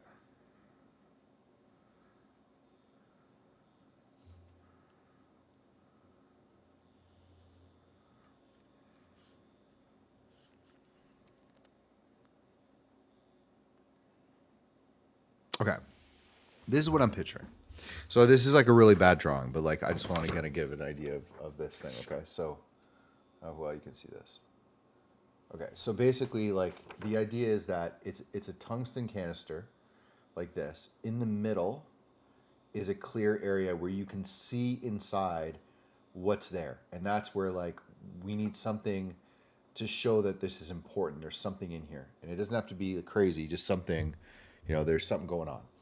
And then this is the hieroglyphic, and you would read it like you could spin it, and all the symbols would go around, and it would be all of the stages of humanity, right? From start to beginning. And then at some point, it's going to branch off. And I don't know if I'll do it smaller or something, but it's going to branch off into possible, options for what could have killed us, right? And then this is all tungsten. There's going to be like an engraving, like the name of this thing, a bunch of text. And then there's going to be essentially like a screw top at the top with like a little button that you have to push down. So you push that button down, and that's going to activate it. It's going to do whatever it does to sort of like disarm it. And then once you press that, then this can open and it screws off from the top. Now, I was thinking maybe it would come up, but I'm not really sure. Because what I was thinking is there should be something at the bottom like to indicate that it should be a certain way. Like you should have to put it flat because, if there's going to be a right side up. Like once it opens, there's going to be a right side up, and there's going to be probably more fragile than it is when it's in the container. So that's the basic idea. So I'm going to start this, and then we're going to come back to this because I got to actually get something done. So I've got some really cool stuff here that I can already work with. So I'm going to grab a file that I can't remember where I would have put this. Maybe asset library. I think it's this one. Yeah. So this is really cool. So I already have this set up. And what it is it's a camera system. Well, it was a camera system that would follow. I don't know if it got lost. It shouldn't. Or maybe it was this one. No. Interesting. My lighting system is not there. There it is. Yeah, so see this? I've got this already set up, which is really cool. So I'm going to use this because this thing basically runs a 3-point lighting system, and it moves dynamically based on where the camera is. So what we're going to do is we're going to save this file, and we'll bring it into active projects. It's going to be the Doomsday Vault. No, this is number 3, Soul Vault. And then we'll go to working. Go to Soul Vault. Okay. And then we can, just to kind of show this really quick, this is how it works. So you have, nice little backdrop. And then what's cool about this is you get the camera and you can grab it. Oh, it's on the, why is that?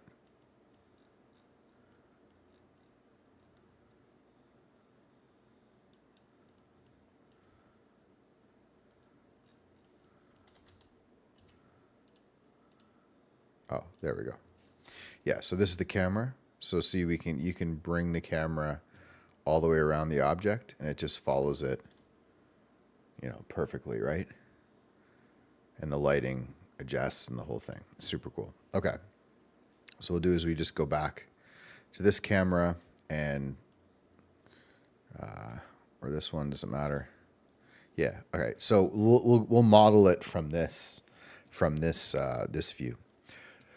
Okay, so we're gonna go over here like this. We're gonna T or N and grab here, and we're gonna get rid of all that. So this is our model.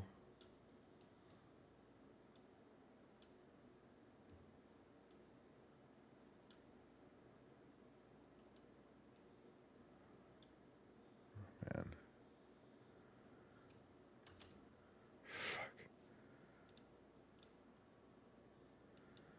Sometimes Blender, I swear to God.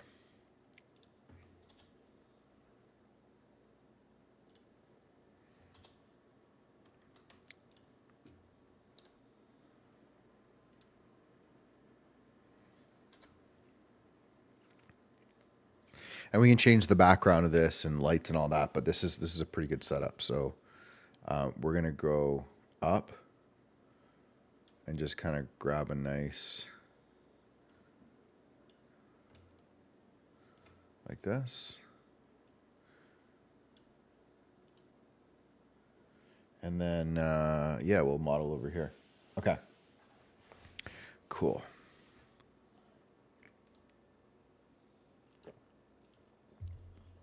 All right. Get rid of this.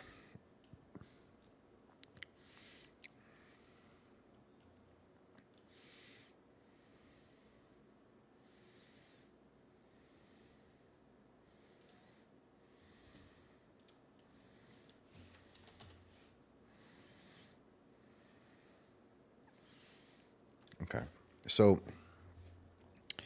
I picture maybe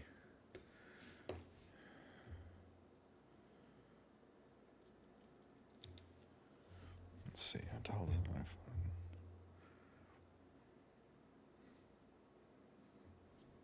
Like bigger than an iPhone.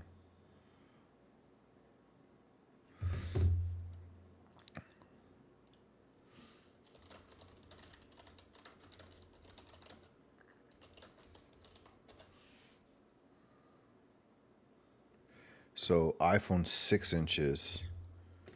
So I'd say probably 8-inch. Where's our thing? So I'm going to say 8. Depth is 8 inches. radius.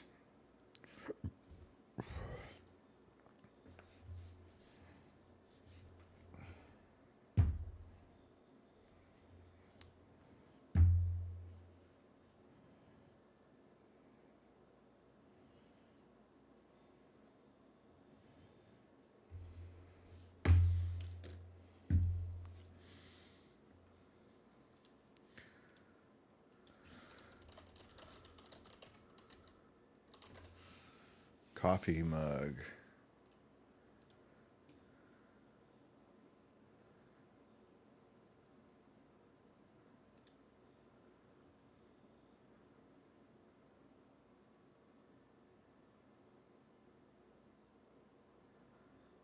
$3.25 inches.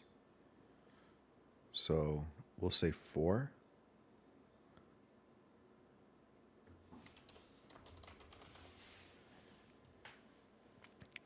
And then maybe to make this 0.2 by 0.1, we'll keep it metric. Okay.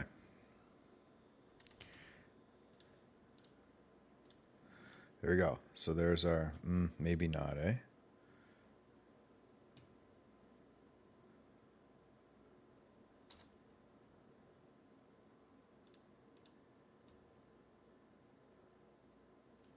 I don't know how that has keyframes, but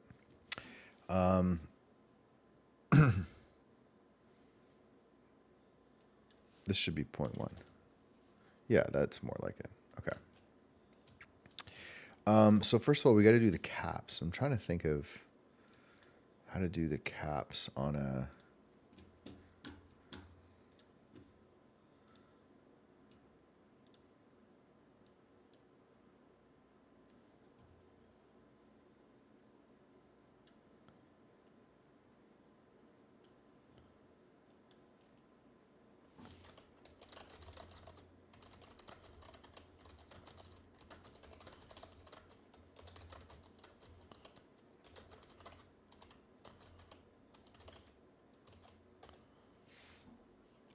All right, so I'm going to keep ChatGPT. I mean, I'll tell you what's interesting from it, but I don't want to keep it on screen just because it takes up too much space.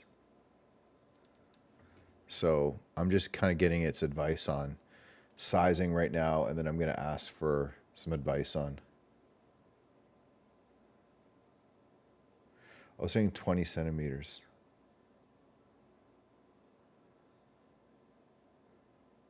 Okay, there, it's agreeing. That's good. I think it just agrees with you no matter what. But what would you pick?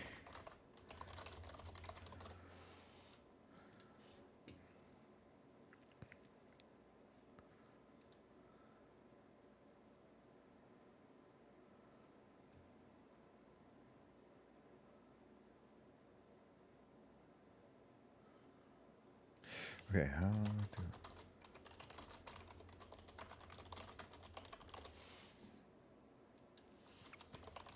I'm just asking for advice on a capsule shape.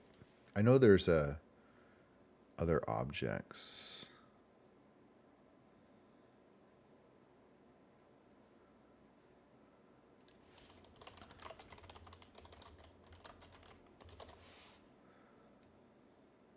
Yeah, extra mesh, right? So, the cap, what? Well, they actually have a whole bunch of presets.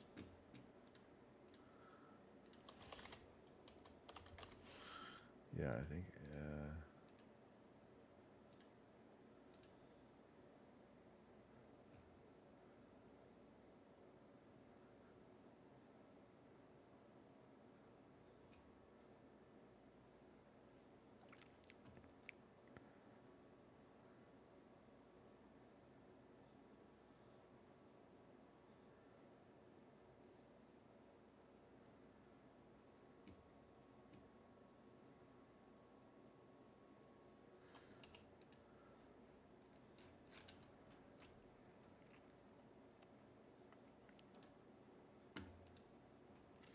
I don't know if we're gonna want an actual capsule. I don't think we will.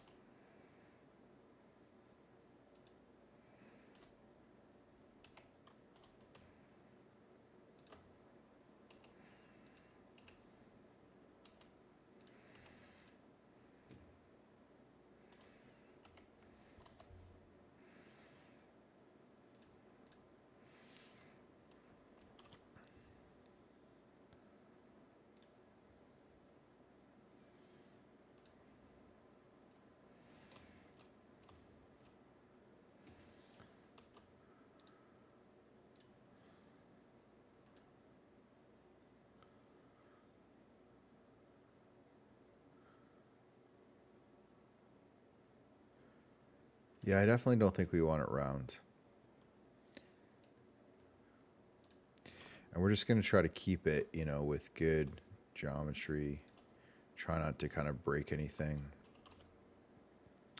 So if we're kind of picturing this a little bit, like, you know, we'll bevel this edge, which we can kind of just do. And then, you know, what I would imagine is, if you're thinking of it, you know, that this little indent would kind of represent, you know, where the button is. And then this would be the actual button itself. This would be what you would click to potentially open it. And I can't quite decide whether it's going to open from the top or the bottom yet. I like this kind of screw top concept, and then it comes up.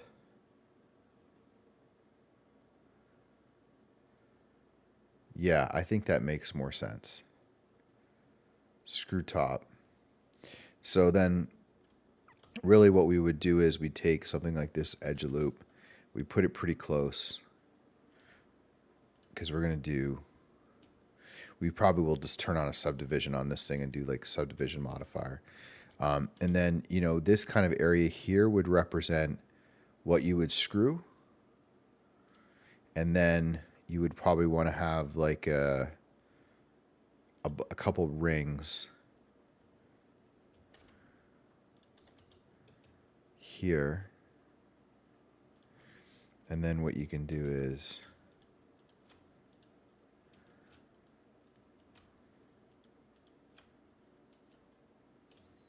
extrude this in.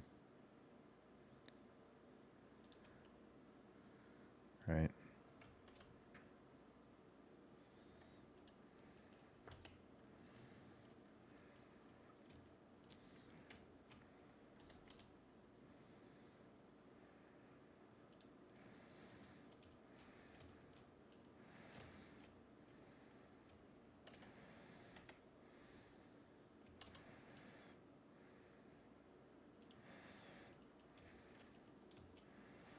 Let me do a slightly bigger one.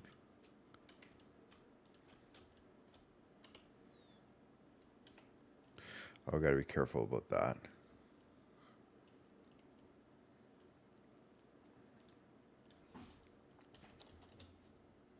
This is gonna be point really small, right?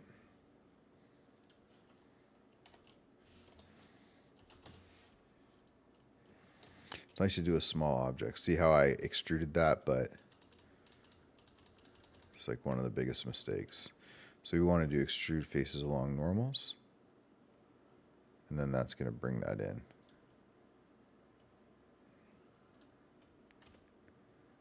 And we could actually bring two of these up.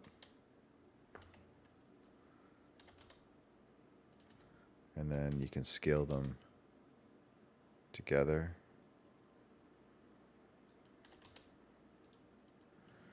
Goes up. And then, oh, do we, yeah, we screwed something up there. We'll just do one at a time.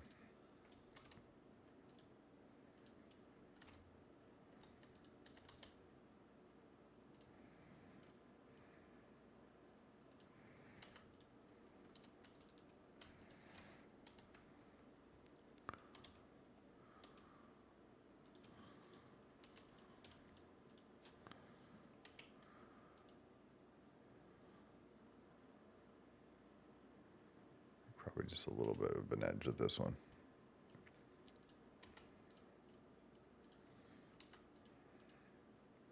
Okay. And then in the middle is where we want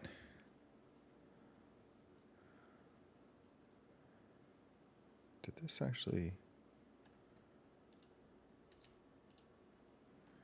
get out of line?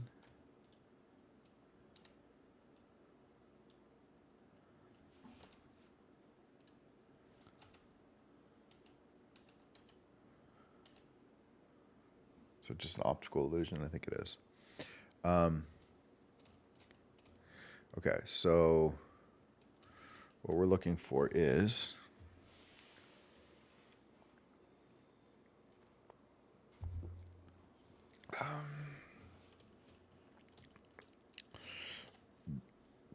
so we know that our object is 0.2 meters. So really what we want,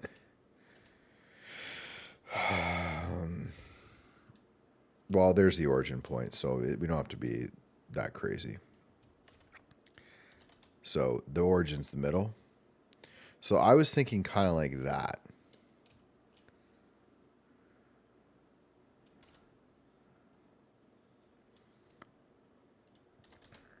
And then I would almost, just trying to picture how I would want to have it, like either come out a little bit.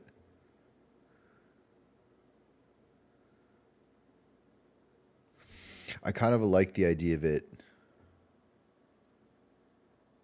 What would look cooler? Like the middle part. I don't think it should be flush.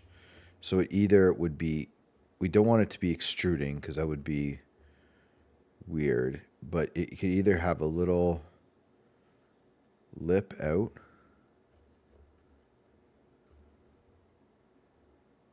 I think it'll look better coming out. It'll look better coming out. So I'll show you what I mean. So what we want to do is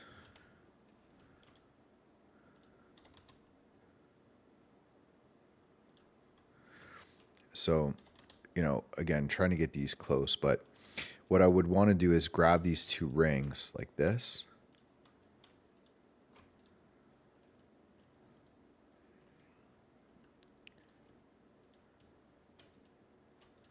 I don't know why it's not letting me grab the ring. It's a bad sign. Did I screw something up with these? Oops.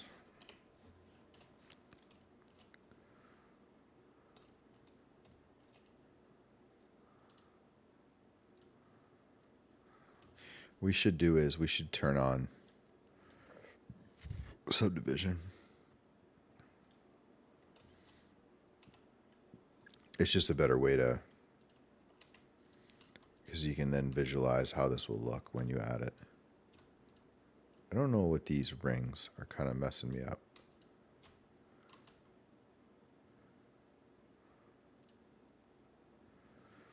Yeah. Okay, so with the subdivision, now we have, see, we can kind of bring these down to avoid the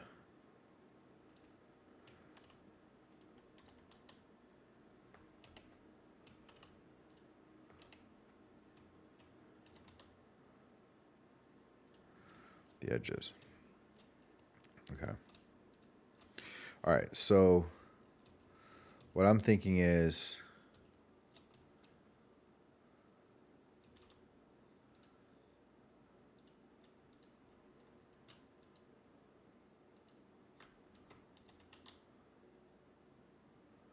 say like that. Maybe something like that. And then I want a ring there. And then I want a ring here. Like that. And then I don't know how to get these things to connect the whole ring.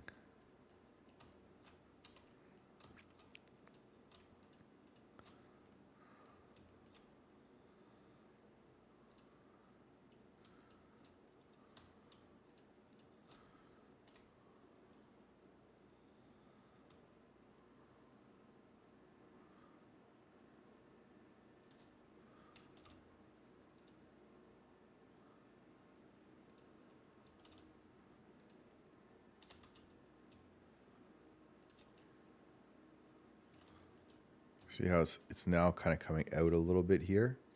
But what we want is,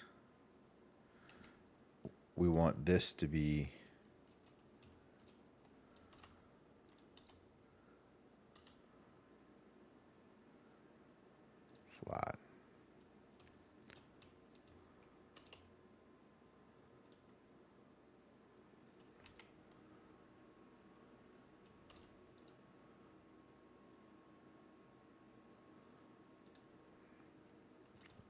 So basically, if you look at this closely, it's kind of just a little bit of an indent.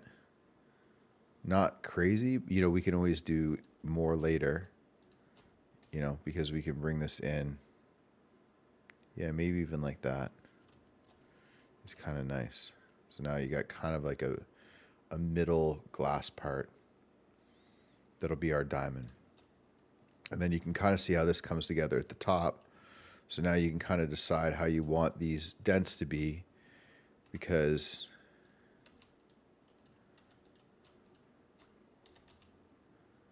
you know, if we want to add another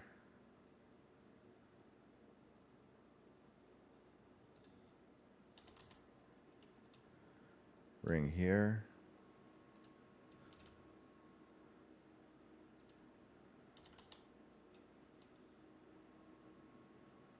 should just make sure there's not auto merge. No.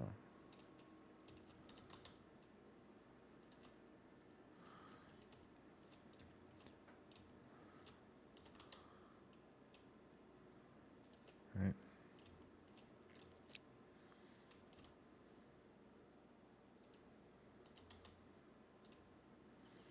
And just kind of control how that looks. And then I think this one we'd want like a little bit more harsh.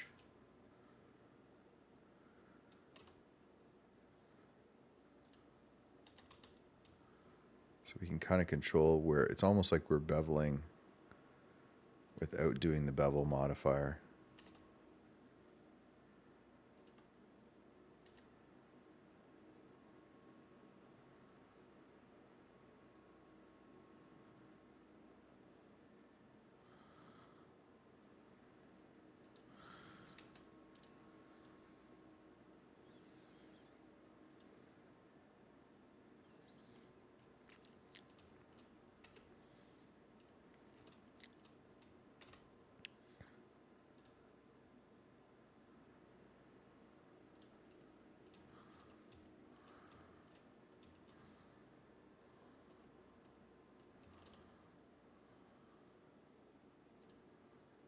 I can't tell what that one is.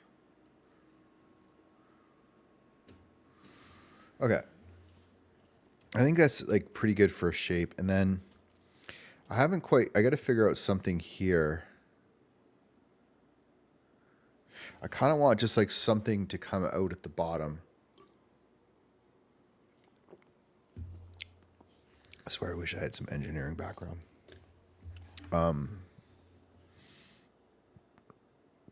What I'm thinking about is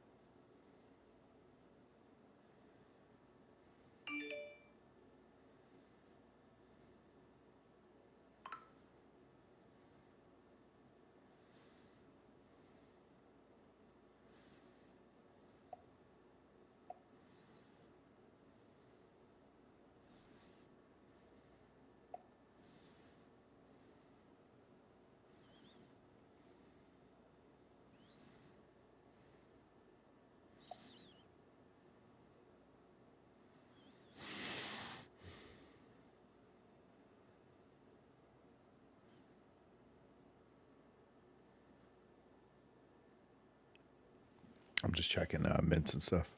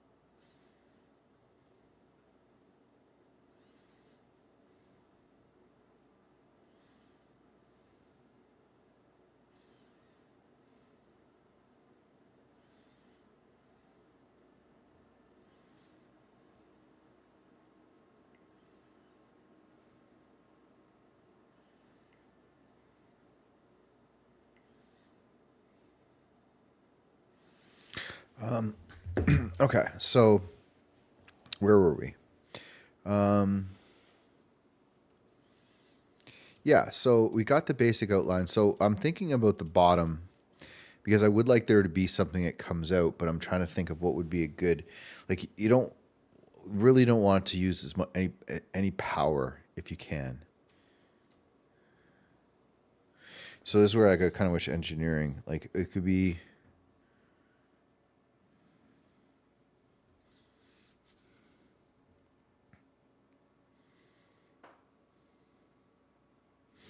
Let me see. What's that shot?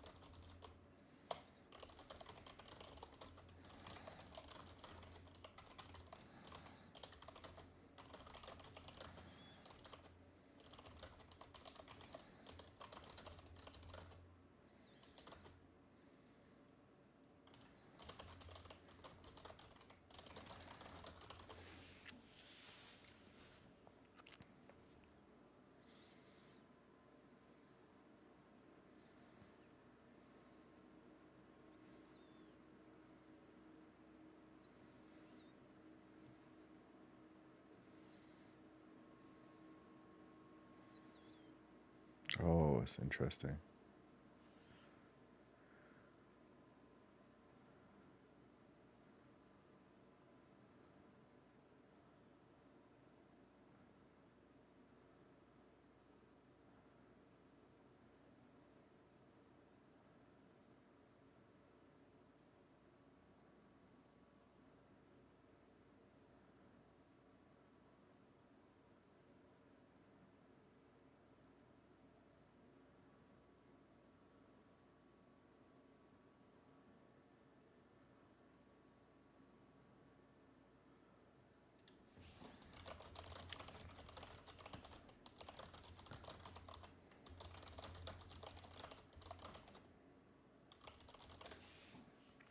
So this is really interesting.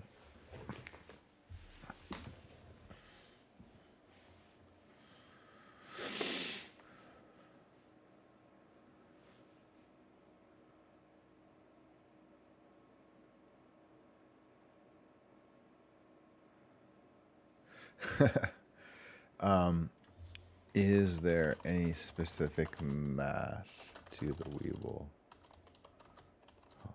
physics? So, what a great idea. And I think we're going to do this because I just think it's too cool. And it gives us another awesome. So, do you remember Weebles?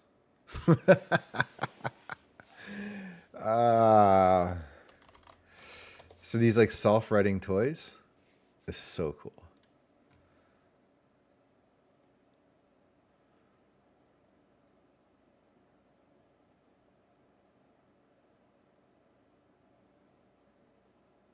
So kind of egg shaped.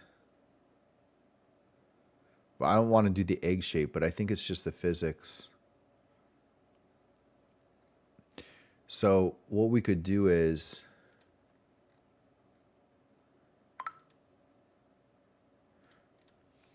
Like I'm picturing now maybe using two materials, one that's like heavier.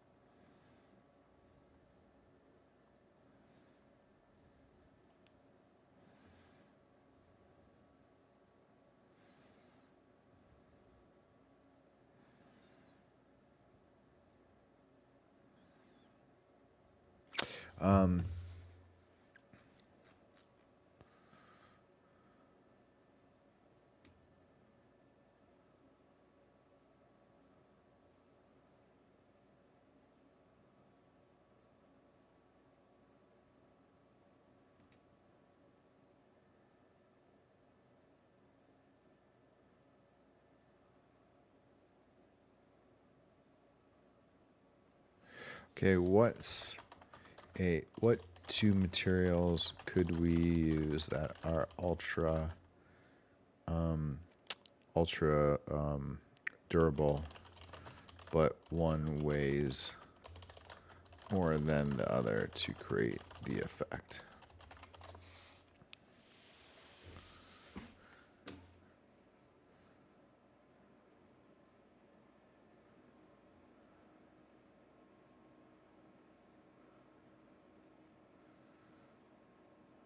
Okay, I like it. So, suggestion is tungsten for the bottom, and like a titanium for the top, which I think is really cool. So we would have essentially a tungsten bottom, and then what we're going to have to do here to do this is we're going to try to do this as a physics sim. I'm looking for, there was some good instructions here for,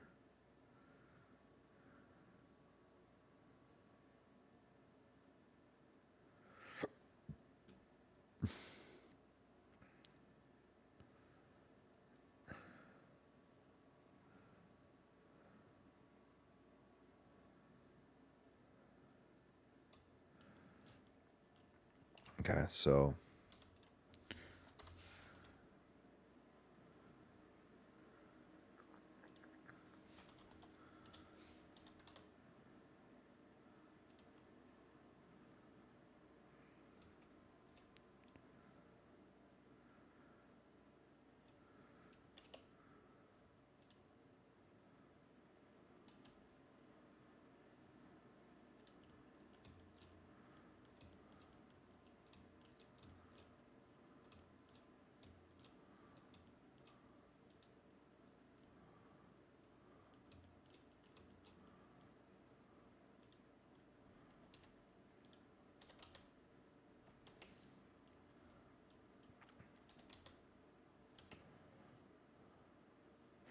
yeah, I'd like to try to do this in a way that is somewhat kind of guaranteed to be accurate.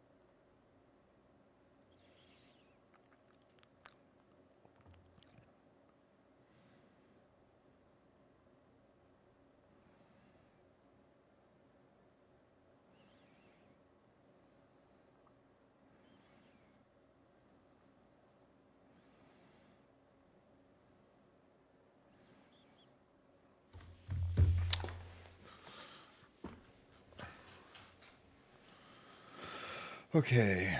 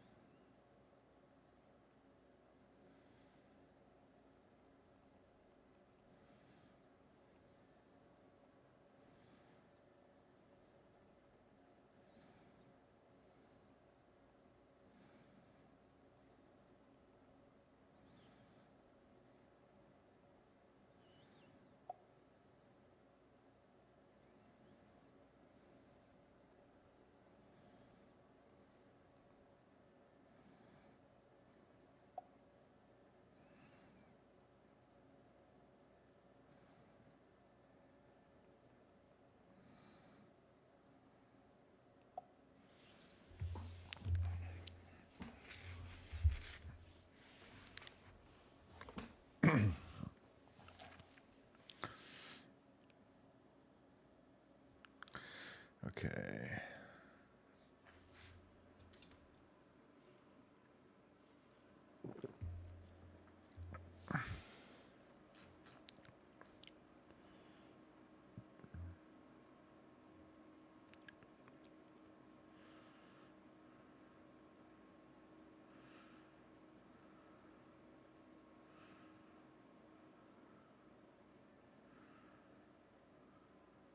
No.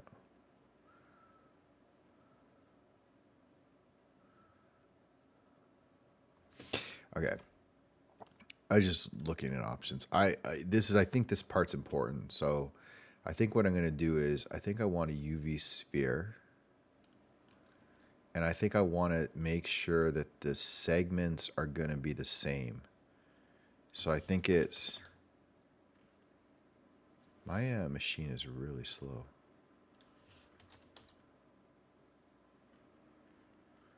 Which ones are which? I think it's this one.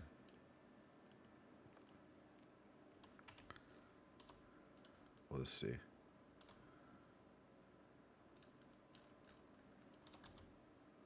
What happened to our cylinder? Oh, oops.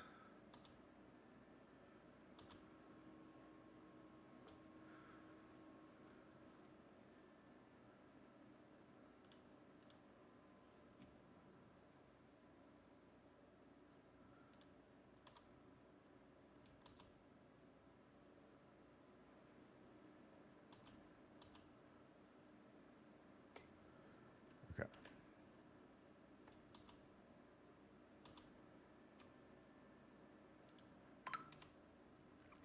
Okay, so I think what I want to do is do a UV sphere. I think I want it 64. And bring it down, and I'm going to cut it. I think it's going to line up.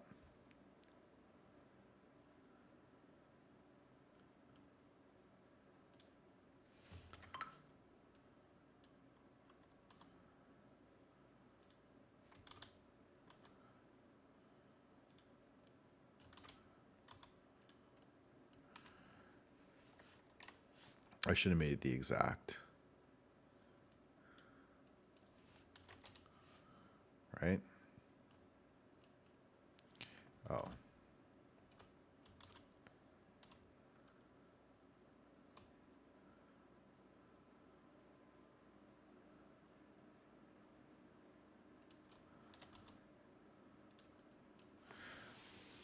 Right, so now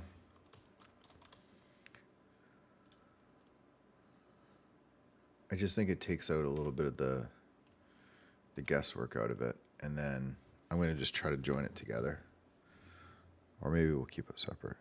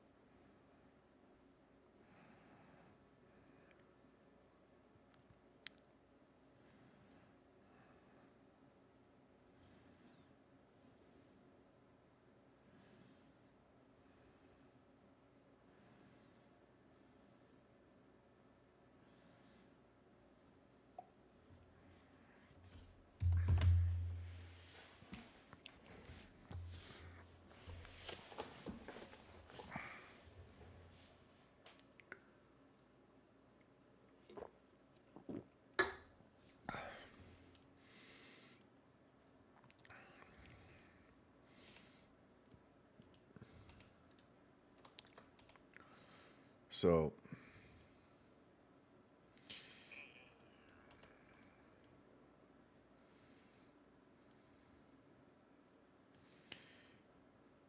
I think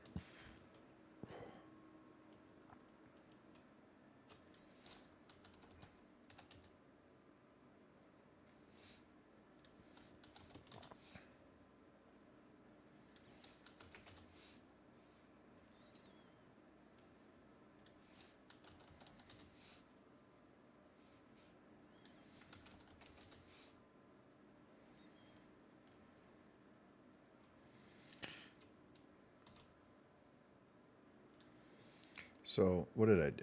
Let's just see.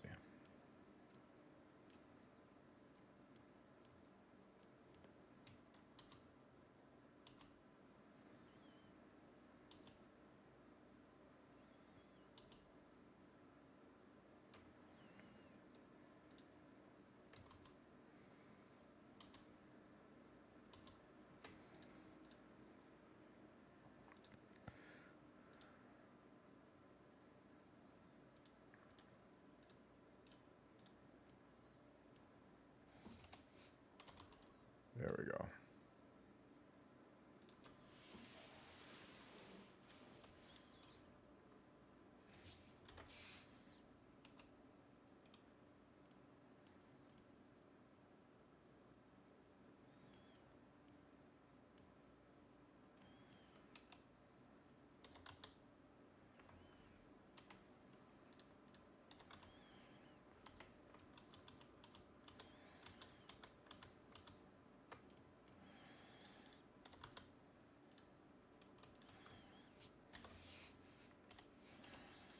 Okay. This makes more sense. So now I think if I grab all these, I turn on auto merge.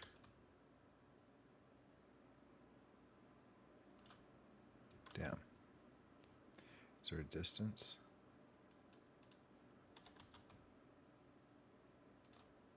Okay, I think that did it.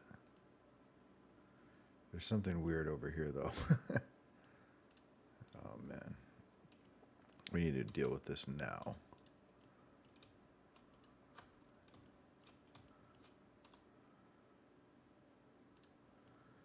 Yeah, okay. All right, so this looks good. So now we want to do is grab, you know, I don't actually think it matters, but we can delete this face.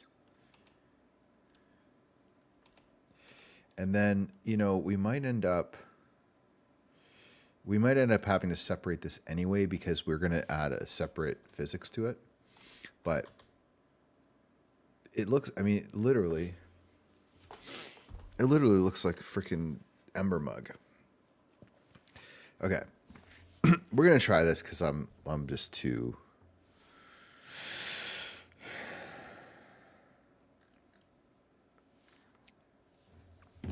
So, okay, so let's do this. So we're going to separate this.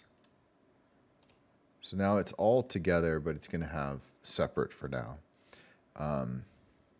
Because I don't think there's going to be another.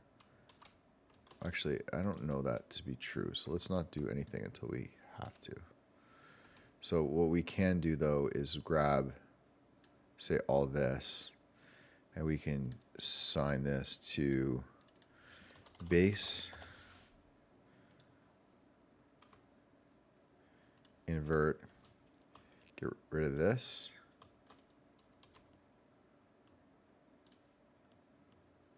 Right? And then we'll assign this to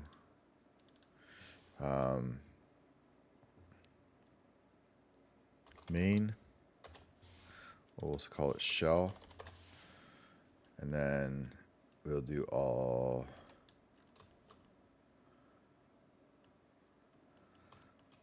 we'll do this. I'll say this is the window sign.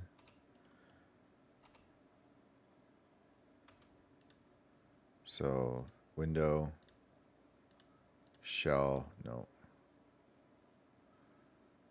Window, select, base, select, invert. This is the shell. And then, remove.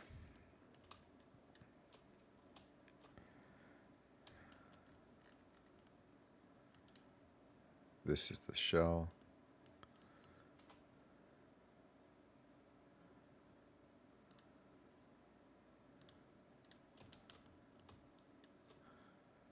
This is the base. Window. And then we might as well do one more for this and call this the button. Okay. So I think we got the basic. And then what I want to just kind of, for fun, is I want to see on the simulation. So let's get the, can you give me the weights for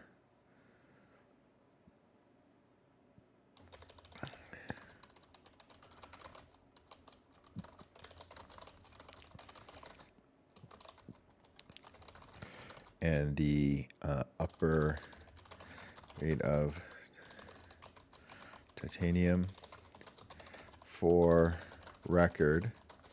The upper is 0.2 height by 0.1 diameter. The bottom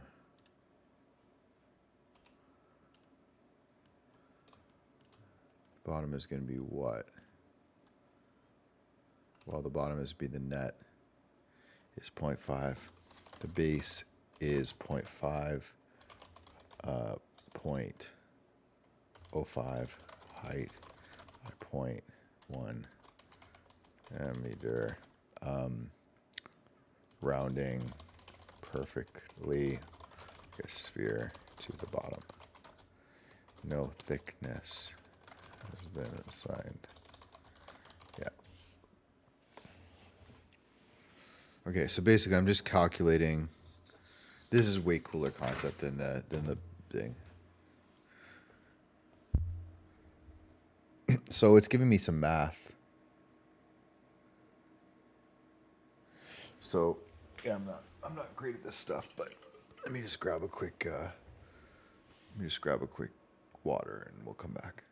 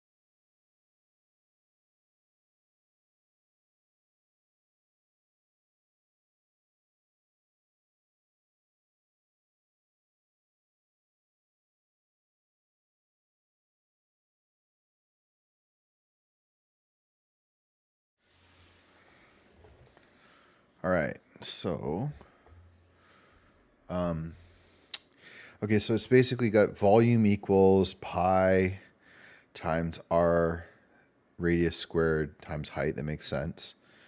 Okay, so volume for the titanium is 0.00157 cubic meters. I'm not going to argue with that.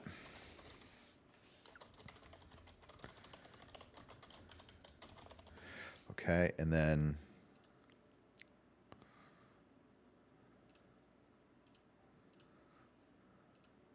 the bottom is 0.00261.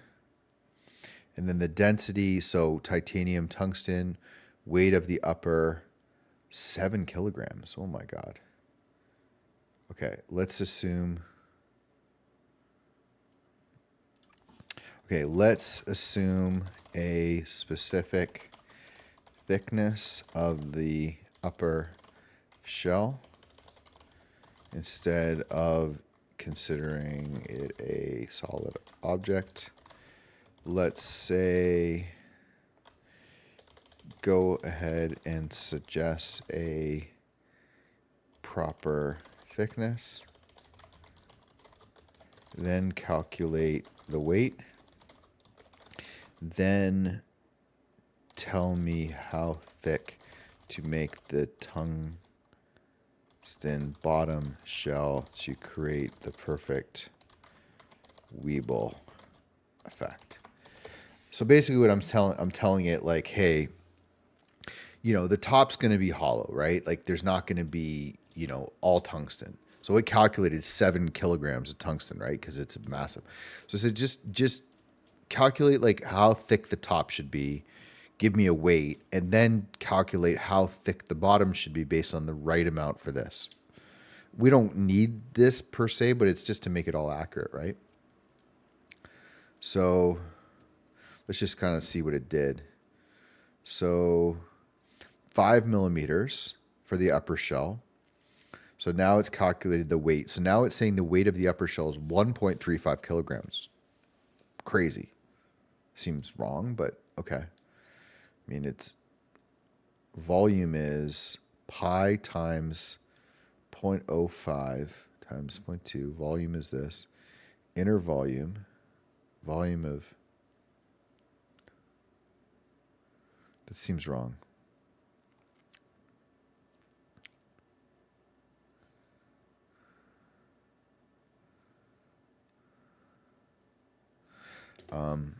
Did you calculate the weight of the volume of the titanium as if it was only shell, or did you calculate for the interior area, which would be mostly empty?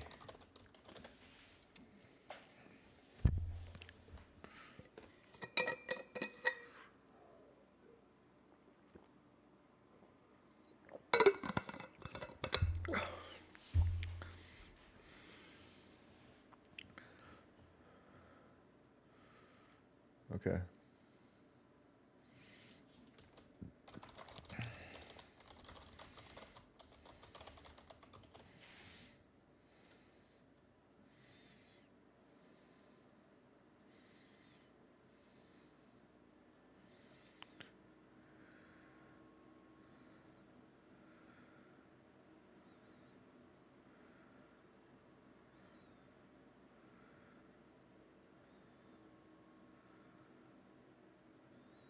Five kilograms. It's so heavy.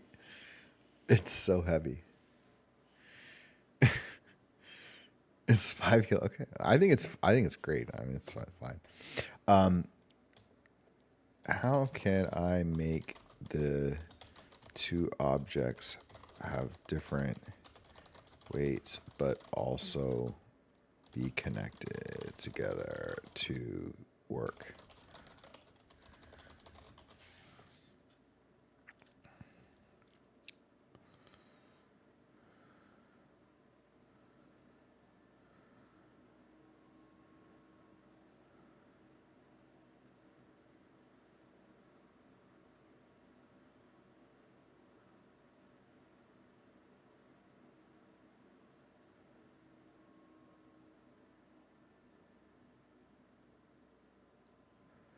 Oh, that's interesting. Okay.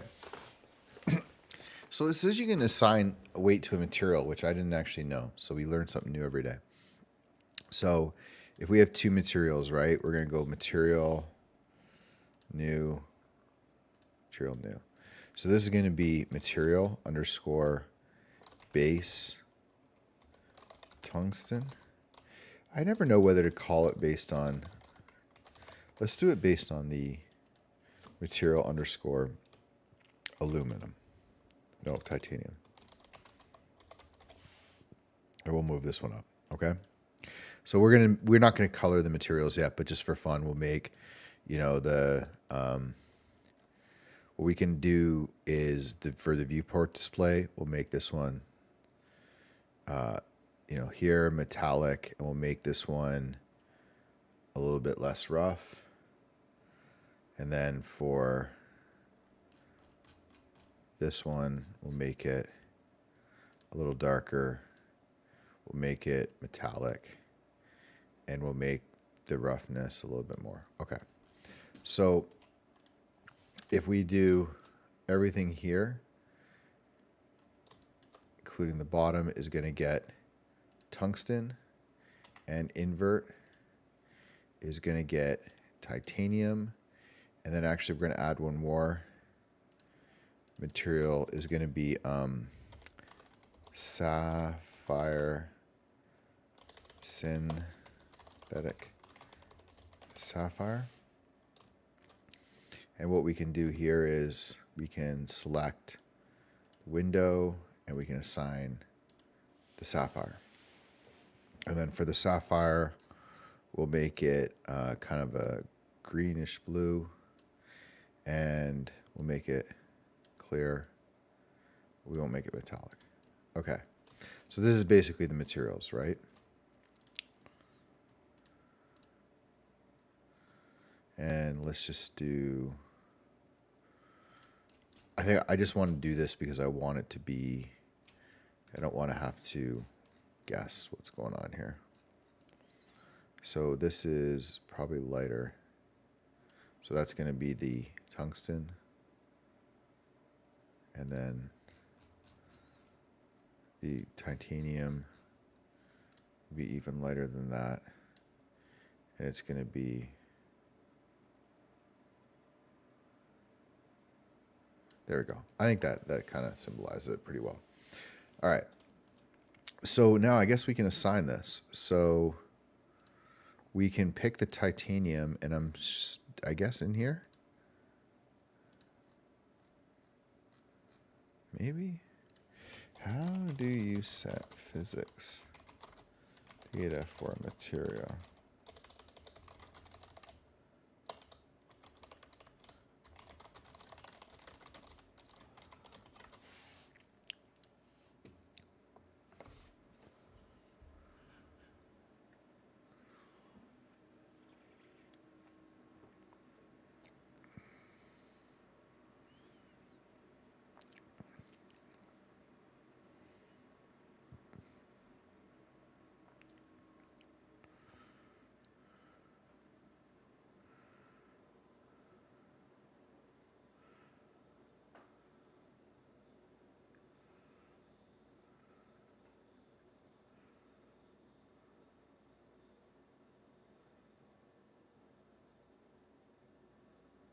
Okay. Hopefully this works.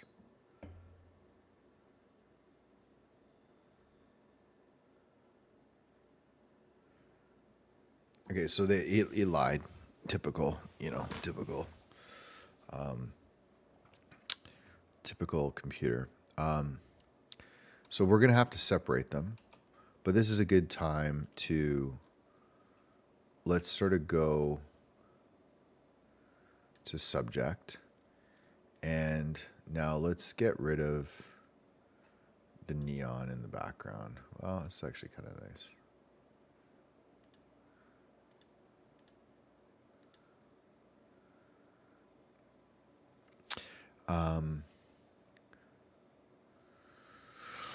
Okay, cool. By the way, this is the overhead lighting. If it's really any better, but anyway.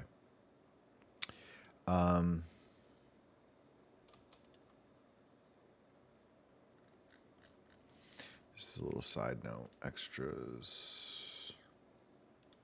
So we can grab this camera. So there's always a camera down here. So one of the things you can do is just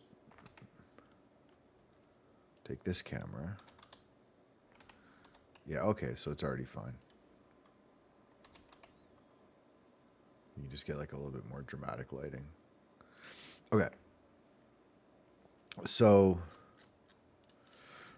Soul Vault. So basically, at this point, what we need to do is we're going to have to separate it. So I think it's just good to duplicate it at this point. One of the stupid things about Blender. Okay, so this will end up being the upper. Okay, and then we're just going to grab the bottom.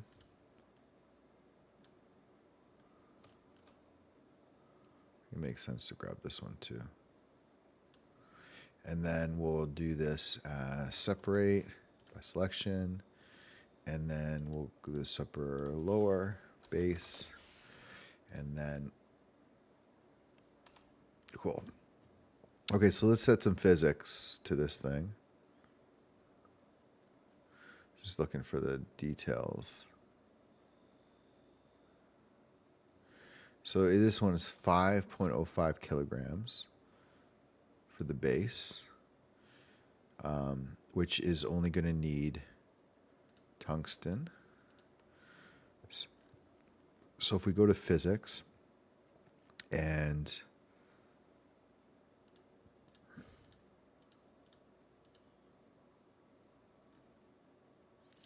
we go to rigid body, and this is going to be active. We set that to there. I think we're going to want the mesh.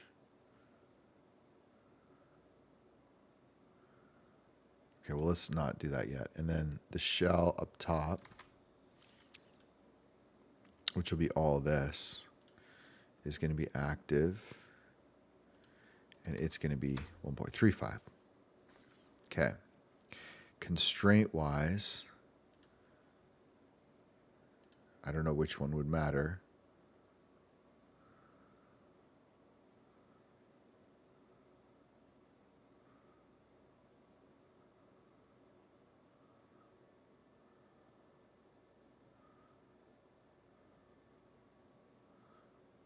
Child of. Oh. Hide this, sorry. The base is what we wanted, actually. Okay, so, and then the upper needs rigid body active. 1.35. Perfect. Okay. I think this should be a child of this. It's kind of what I'm thinking. Because this is going to interact with the ground first. So this one is going to be add object constraint, child of target this, I think. Okay. And then what we want to do is just set this guy. Well, easier. Let's just grab a plane and let's extrude it down. And let's make sure it's scale. And let's add a rigid body, I think. Passive. And run it. See what happens. It's going to be interesting.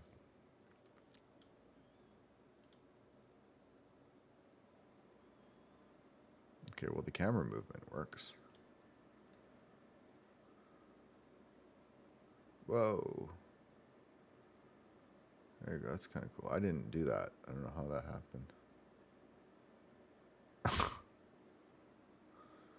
This is so weird.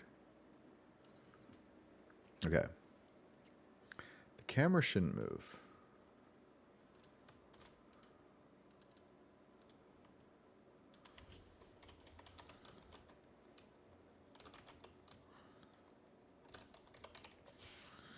Okay, so let's just pick this. There's should be no keying for this thing.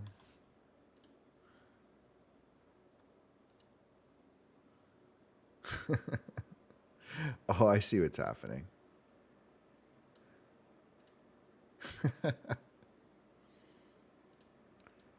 They don't like that they're touching, I guess.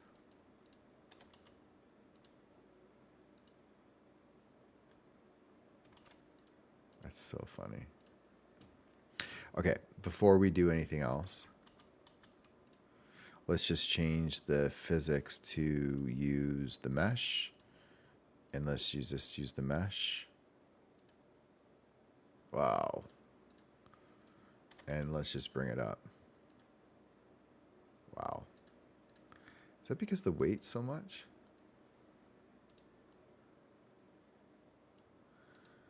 I think this should have a...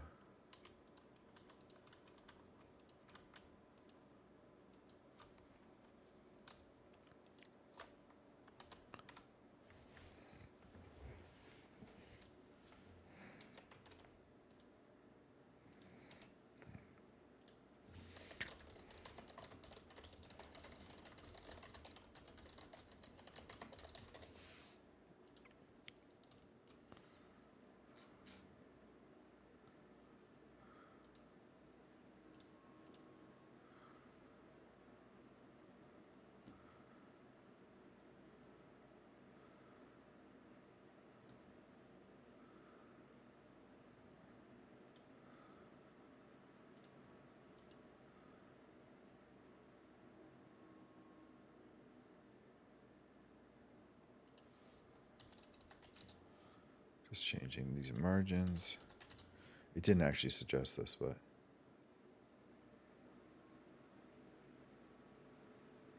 That's so cool.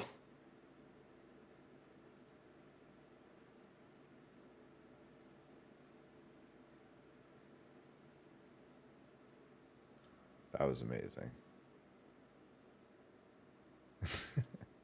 Okay. So we did the collision shape.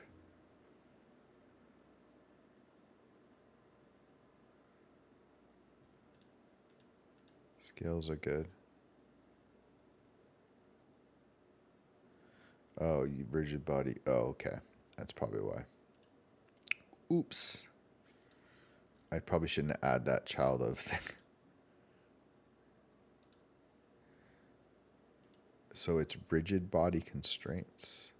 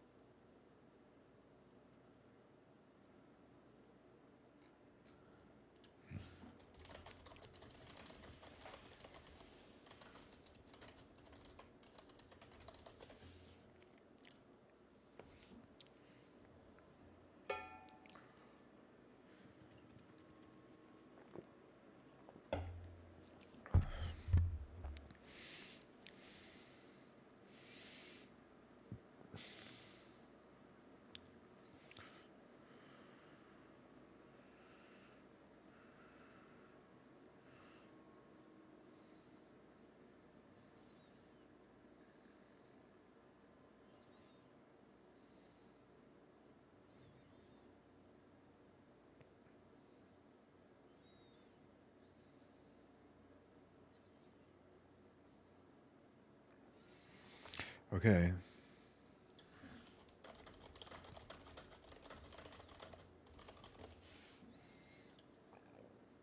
Okay, I can't spend too much more time on this.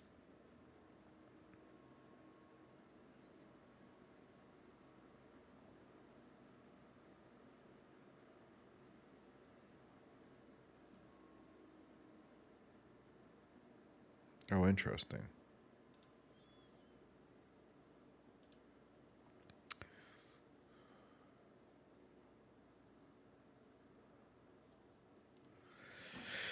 Huh. So I think what it's saying is take an empty and then put the empty between them. And then it's saying make this a rigid body constraint. Oops.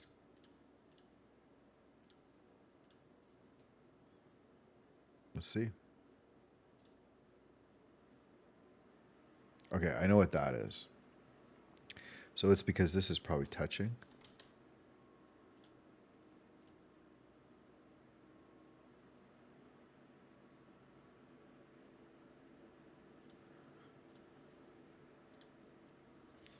Right, because probably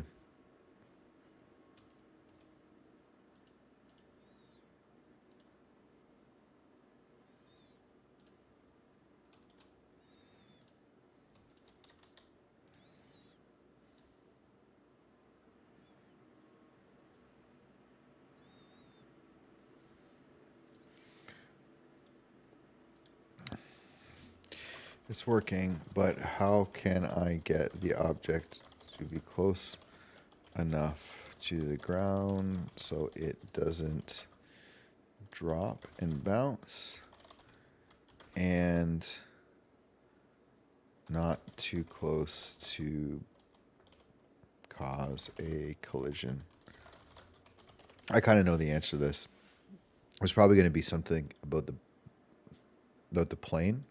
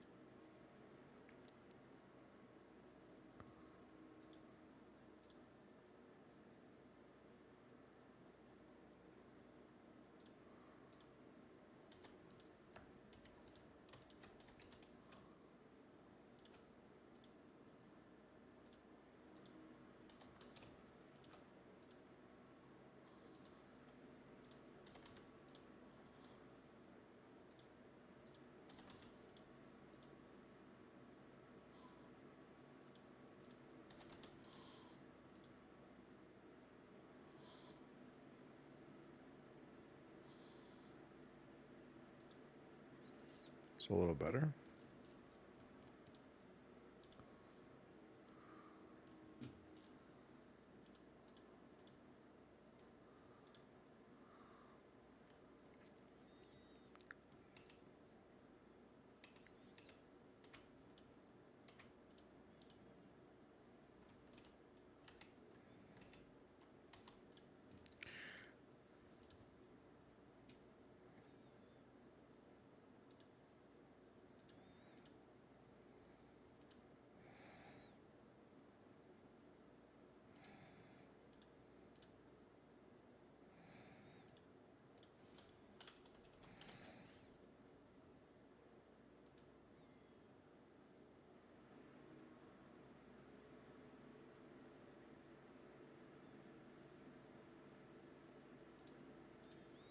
It's interesting.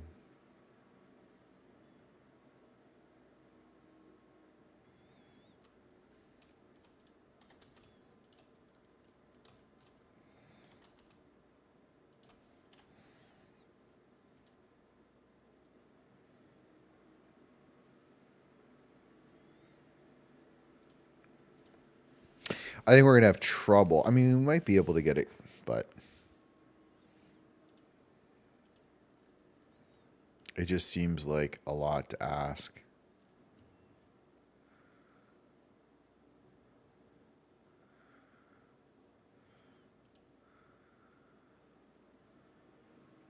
It's kind of dropping now, at least.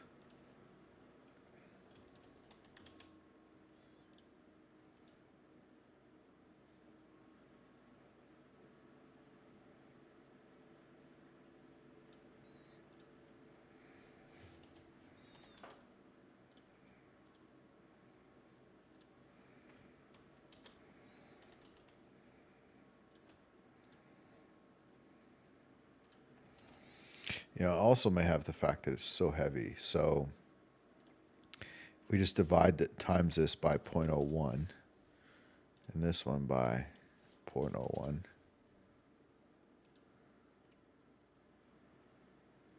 No.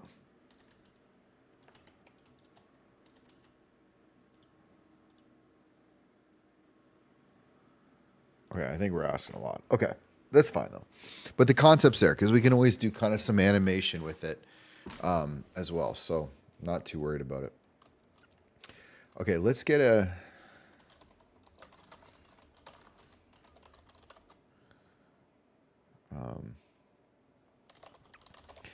I don't think there's a lot else here we want to do right now other than... I mean, we could texture because we might just end up doing the outside of this thing. Because I haven't quite figured out the inside yet.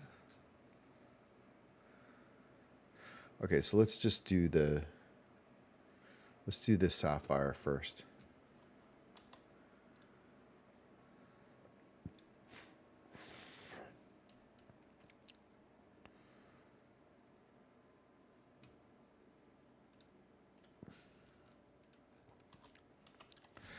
Glass shader. Boom. Should already look different. And by the way, why don't we do with our camera?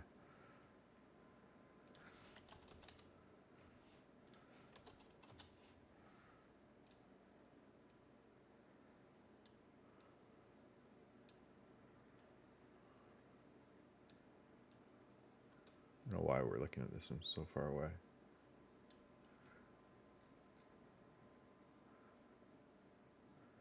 Oh yeah, where's our target?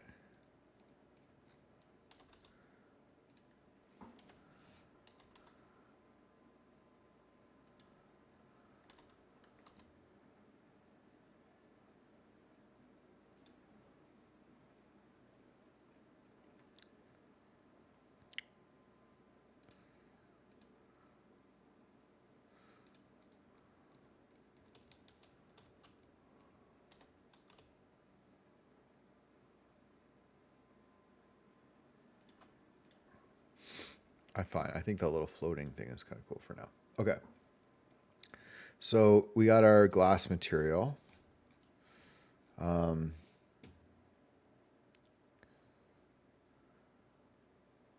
So IOR for Sapphire is 1.77. Deep rich blue. What color blue in hex?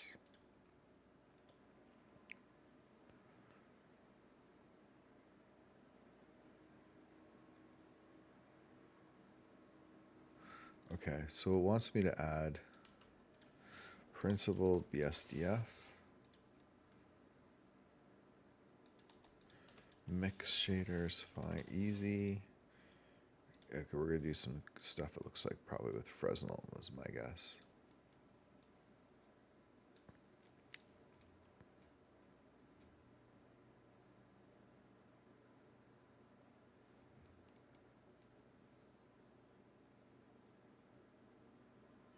Kind of mixing them.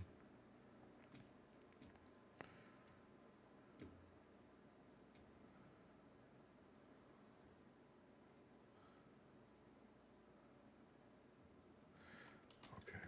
Oh, this is cool. Fresnel.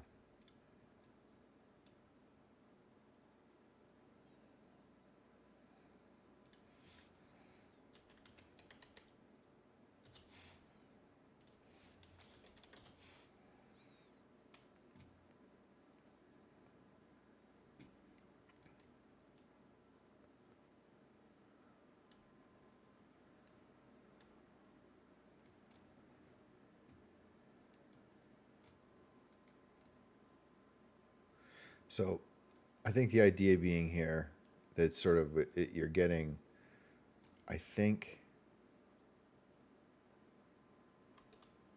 like a little bit of a ridge on the side, right? When you're looking at it.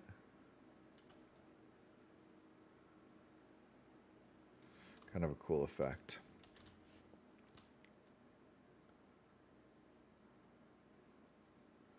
That would be the opposite effect.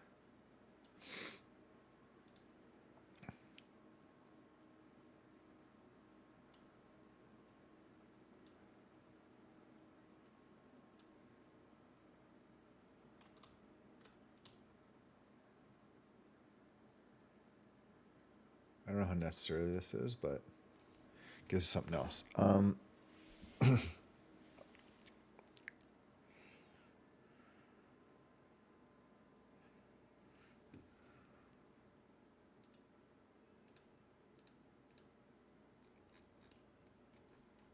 Oh, we don't even have oh, because we have the lighting off.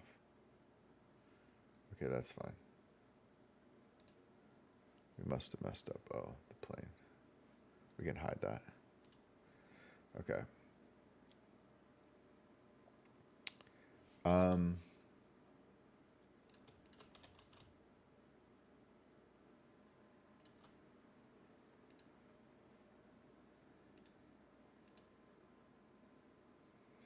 Okay, so I think that's good. Oh, sapphire, oh, blue. I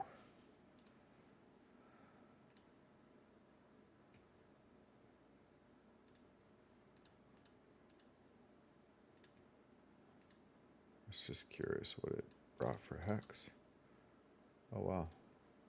Oh, that's not what we wanted. I feel like this is going to be crazy. Yeah, this makes sense.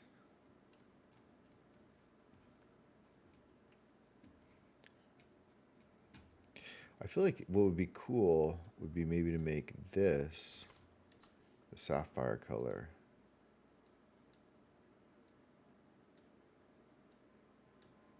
This like more white, yeah. I kind of like that. So it's got like a bit around the outside. See that?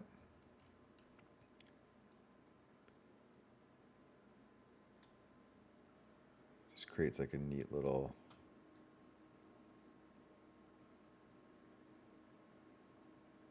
Kind of like how it kind of comes in like that.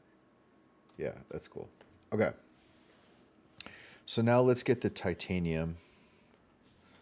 And you know what? For titanium, I think we're going to look for a texture. I have a couple packs. Shader editor. Let me see. Actually, I'm going to hit a quick wash and break, and then I'll come right back.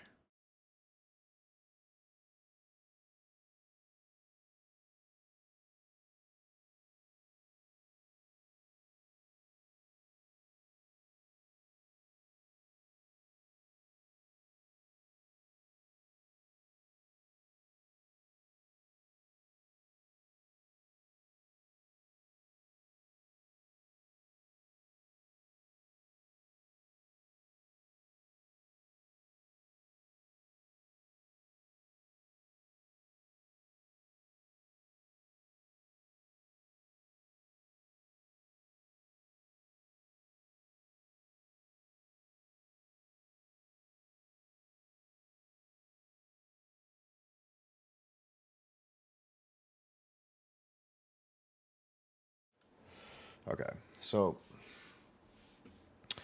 yeah, I'm just gonna quickly look. I have a couple material packs.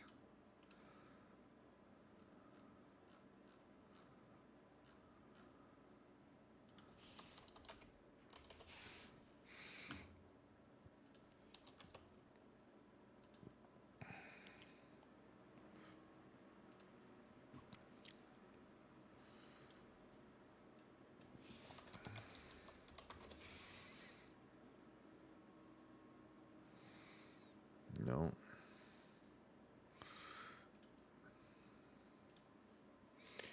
Maybe I know I had a bunch of credits and I downloaded a bunch of stuff.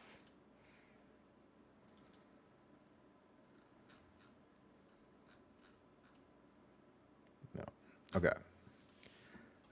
Can you help with a titanium texture if there's a futuristic better version of titanium?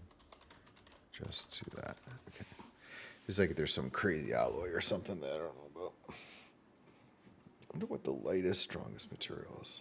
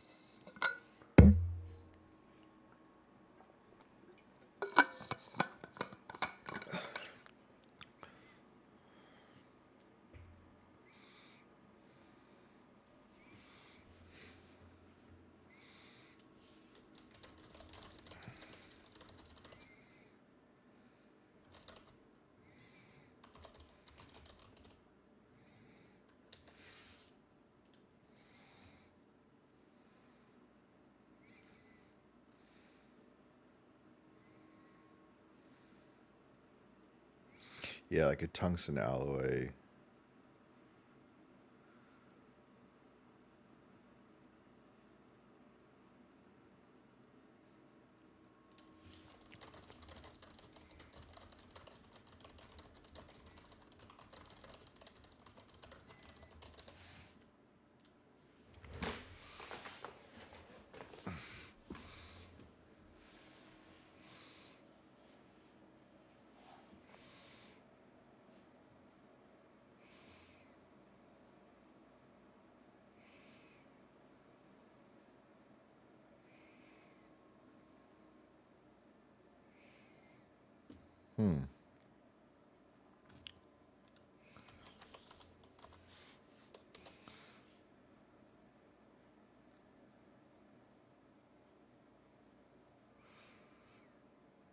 Okay, let's go titanium alloy macro. So I'm just trying to get some different pictures. I think like a titanium alloy is what we're going to use. Kind of makes sense.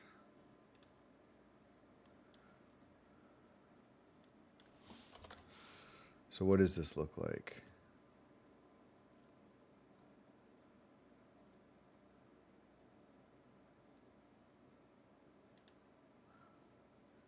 kind of brushed to titanium versus tungsten.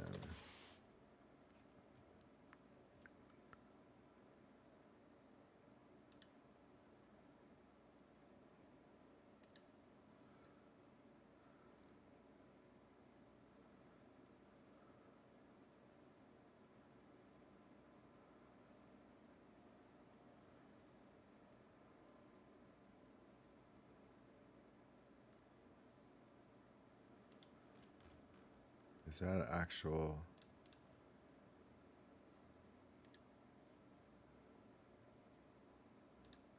I like the contrast of that though.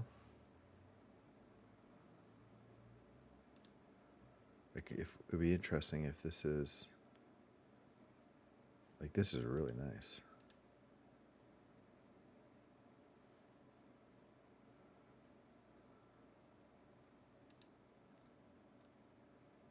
Super soft.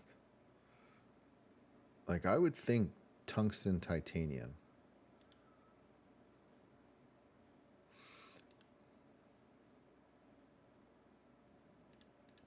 I like the. Okay. Let's see what it's got.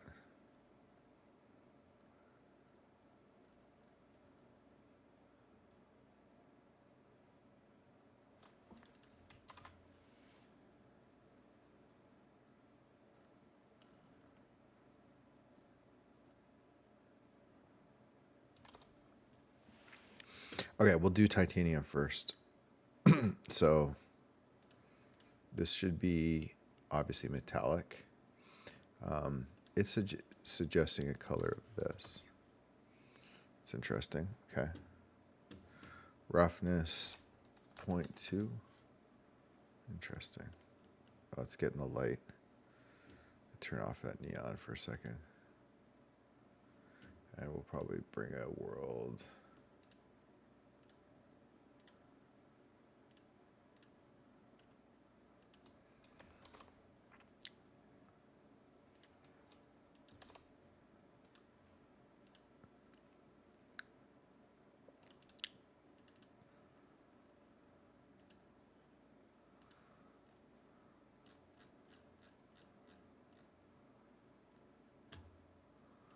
Let's see what this is like for an extra eye.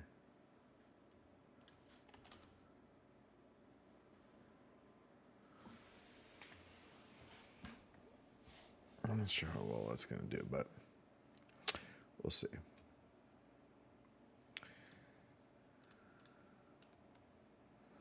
Okay. Let's see.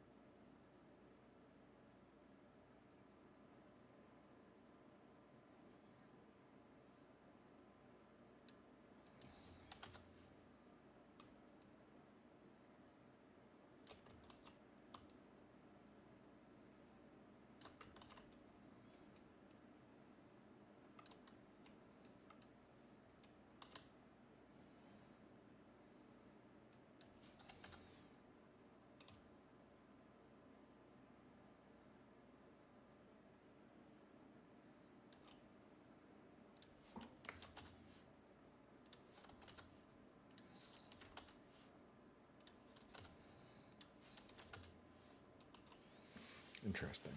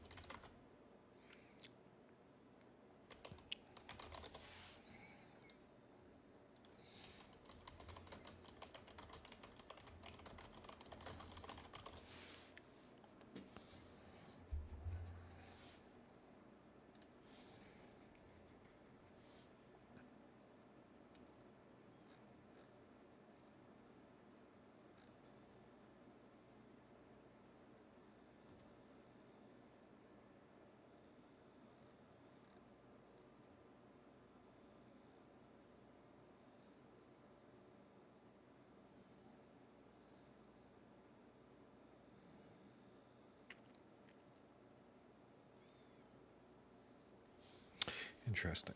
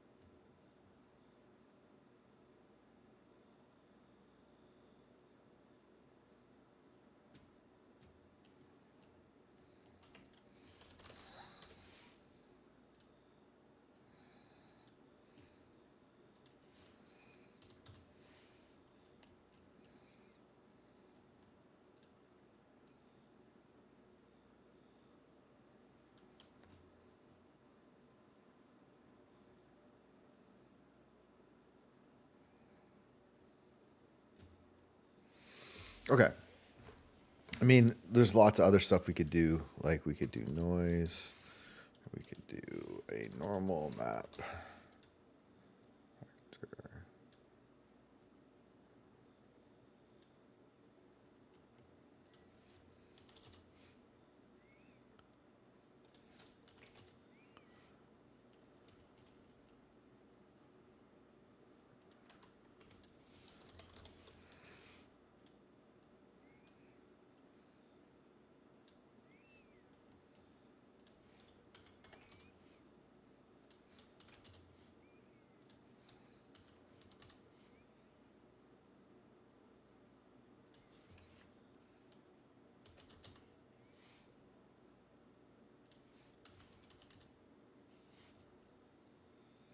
Okay.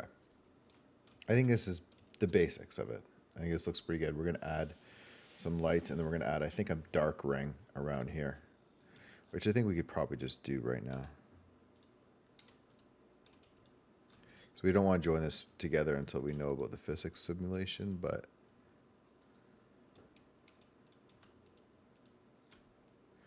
what we can do is duplicate this, separate it, duplicate it. Oh, let's turn this off. Duplicate it, separate it.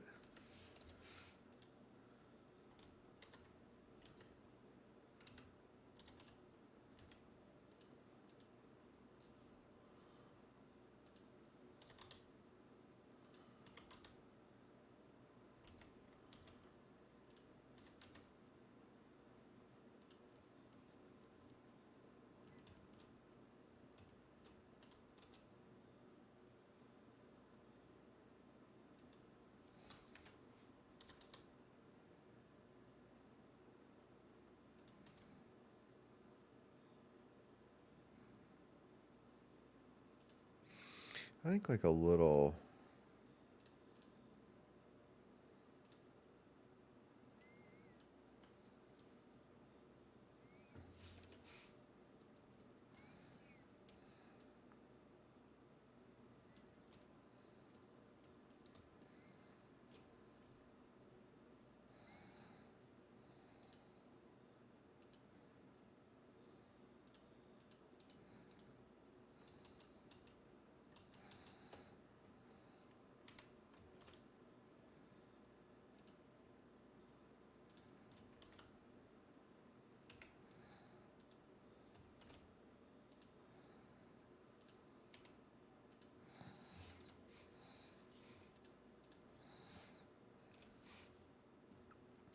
And I think this is going to be material.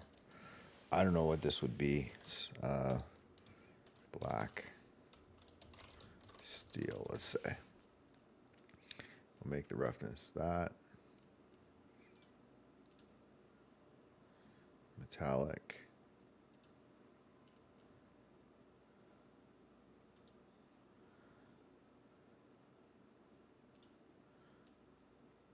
Yeah, that's good.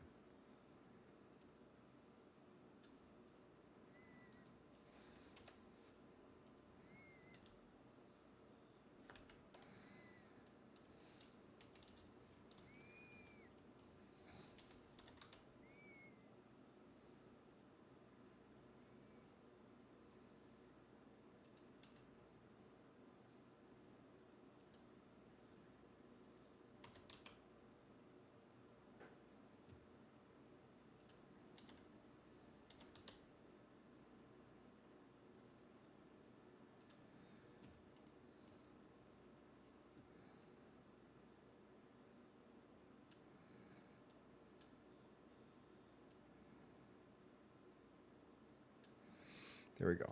Something like that. Okay. So now what I want to do is let's go do the top.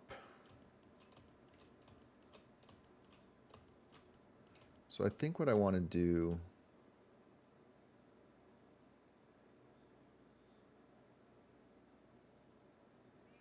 maybe we'll do these like indicator lights. This indicates open or closed. This indicates locked or unlocked. So what we'll do is we'll make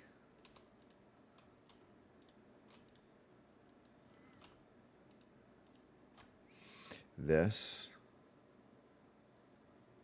a new material. Call this material mission locked. Well, I think we can maybe go mission.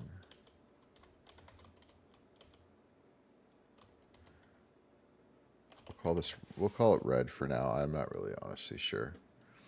I gotta think how I want to do this. So we want like a red color, something like that. And then, yeah, that's perfect, right? So that's locked. And then I would do I think I want to do the same for this one.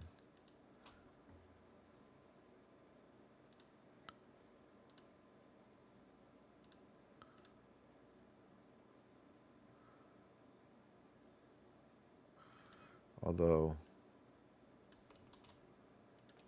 it's going to look bad.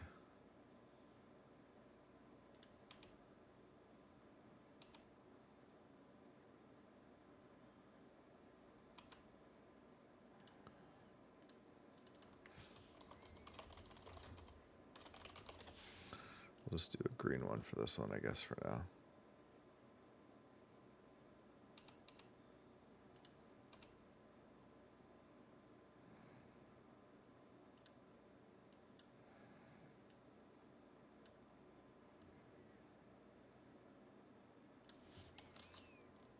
There we go.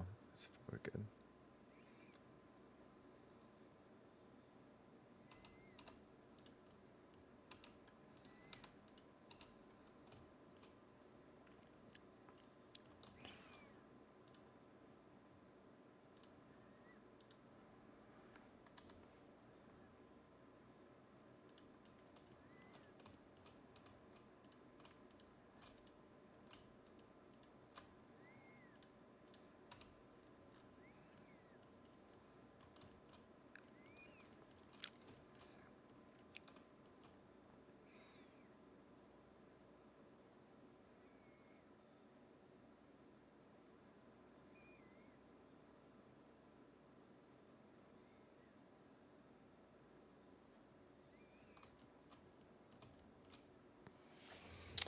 And then I think what we're going to do is we're not going to do the inside of this thing yet.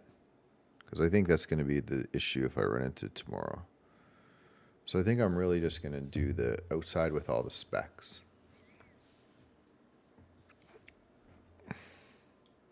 Or maybe just a simulation, we'll see.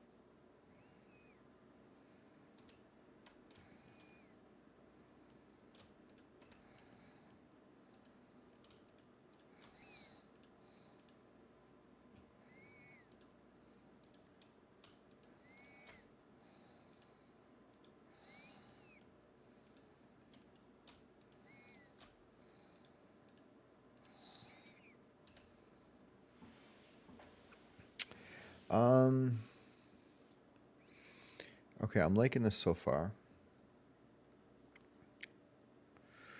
So we got to do the hieroglyphics.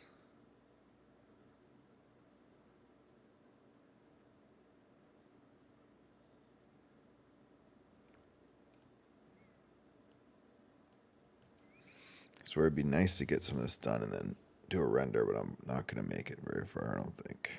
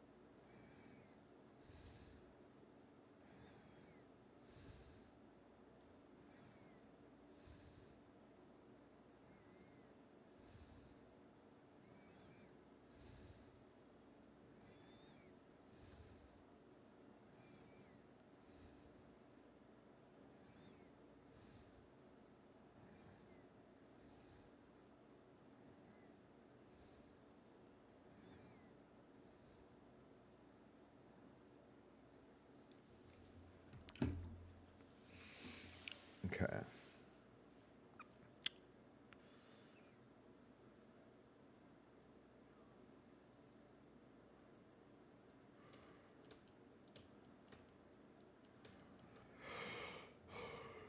I don't think I'm gonna get this part done.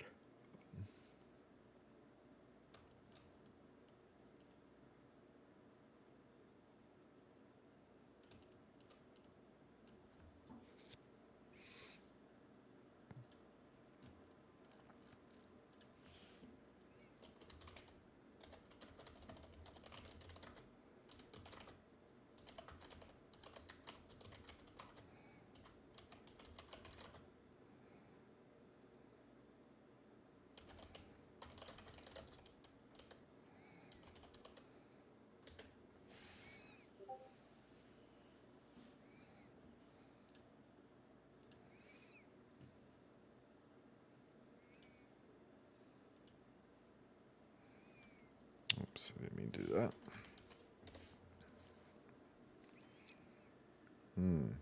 Well, I like this. I really like these ones a lot. Where did this come from? Oh.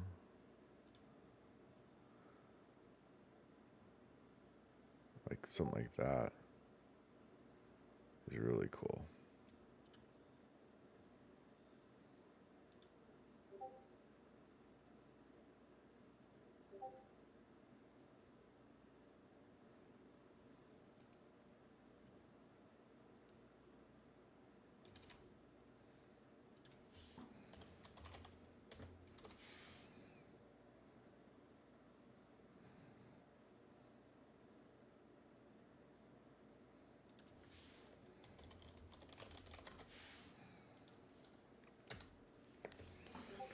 Yeah, so that is already kind of doing some type of a synthetic DNA thing.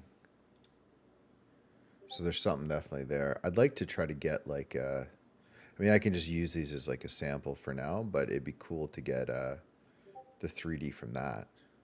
Although I got to do it like a geometry node or something. Just want to try to get all sorts of different random stuff for this.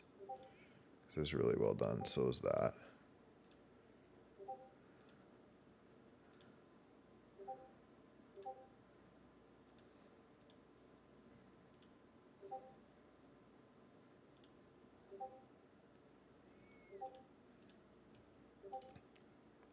So this one's definitely cool.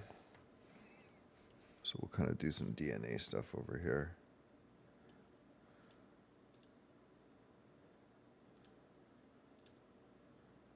This one is definitely cool too.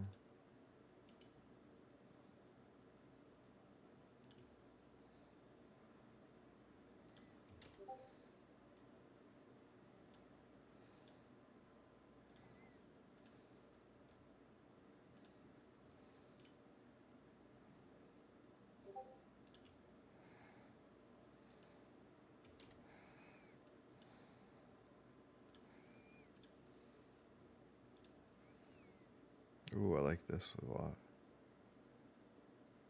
They're all really good.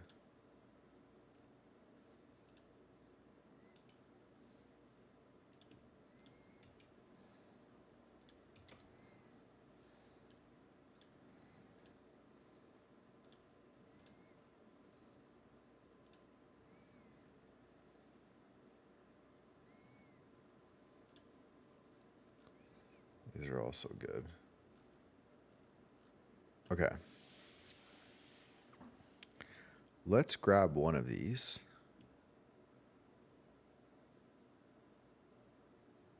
What would look the best? Probably this.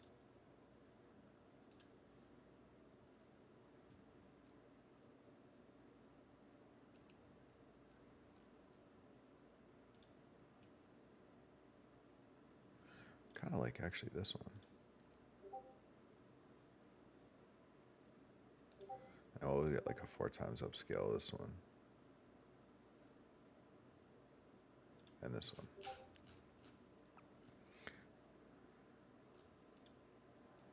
These ones I know take a while.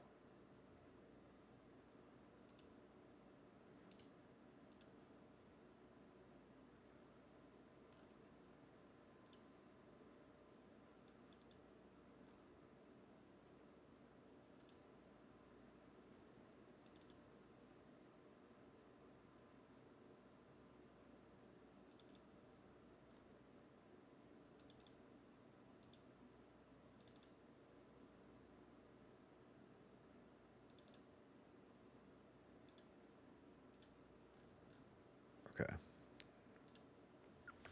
So just for fun to kind of see how this works, and where's that thing before?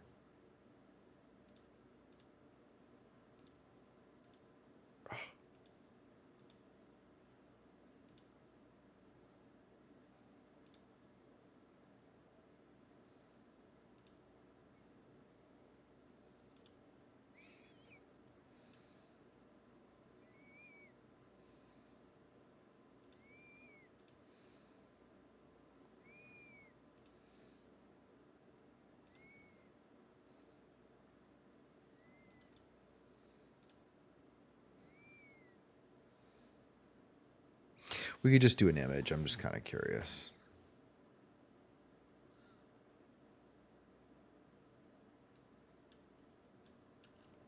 I don't feel like it's that useful. Yeah, let's just do this just for now. So what we would do is add images plain. We would go to here, source, this one. And then what I would do here is I would set the alpha.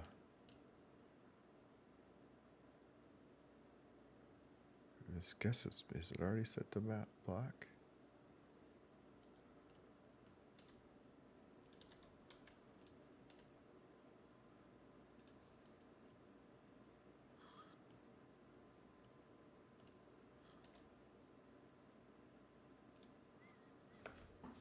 No, just for fun.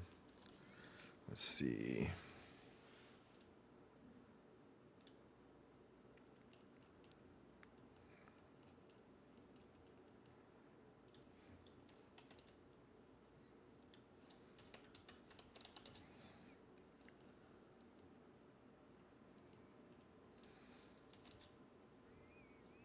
So yeah, I think the IOR is going to be not work for this. Just because of if we want to see what's in there.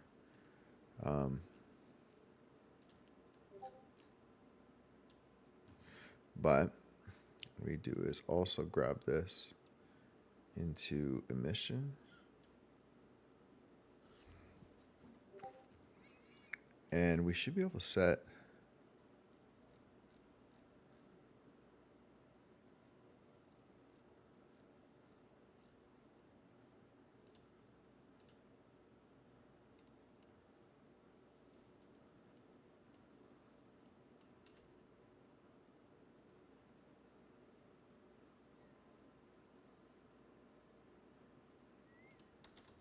because we want like something like that.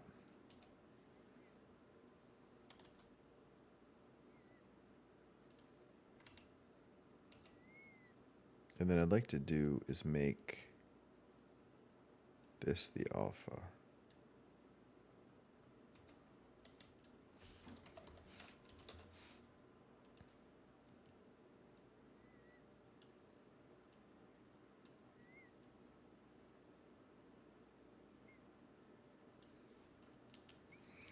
So I don't know if there's another way to do this, but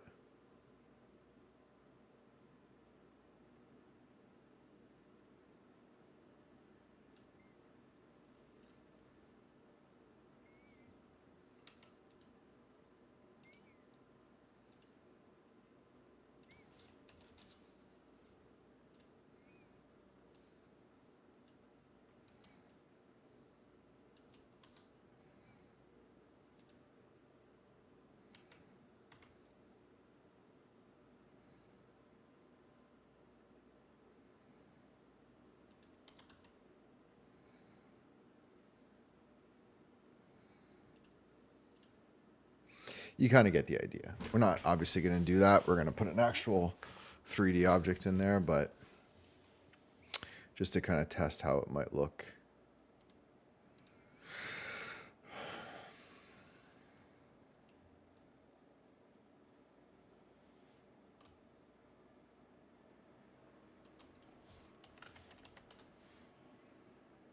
This 1.77.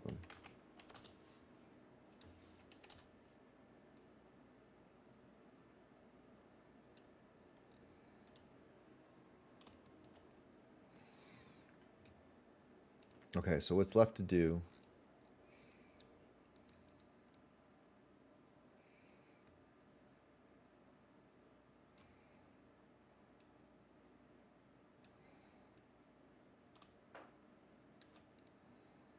Yeah, it'll look better once we have that.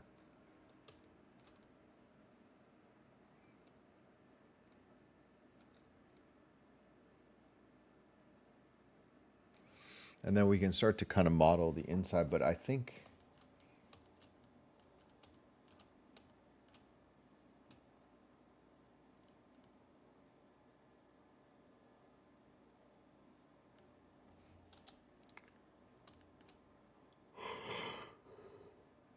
I probably hit it.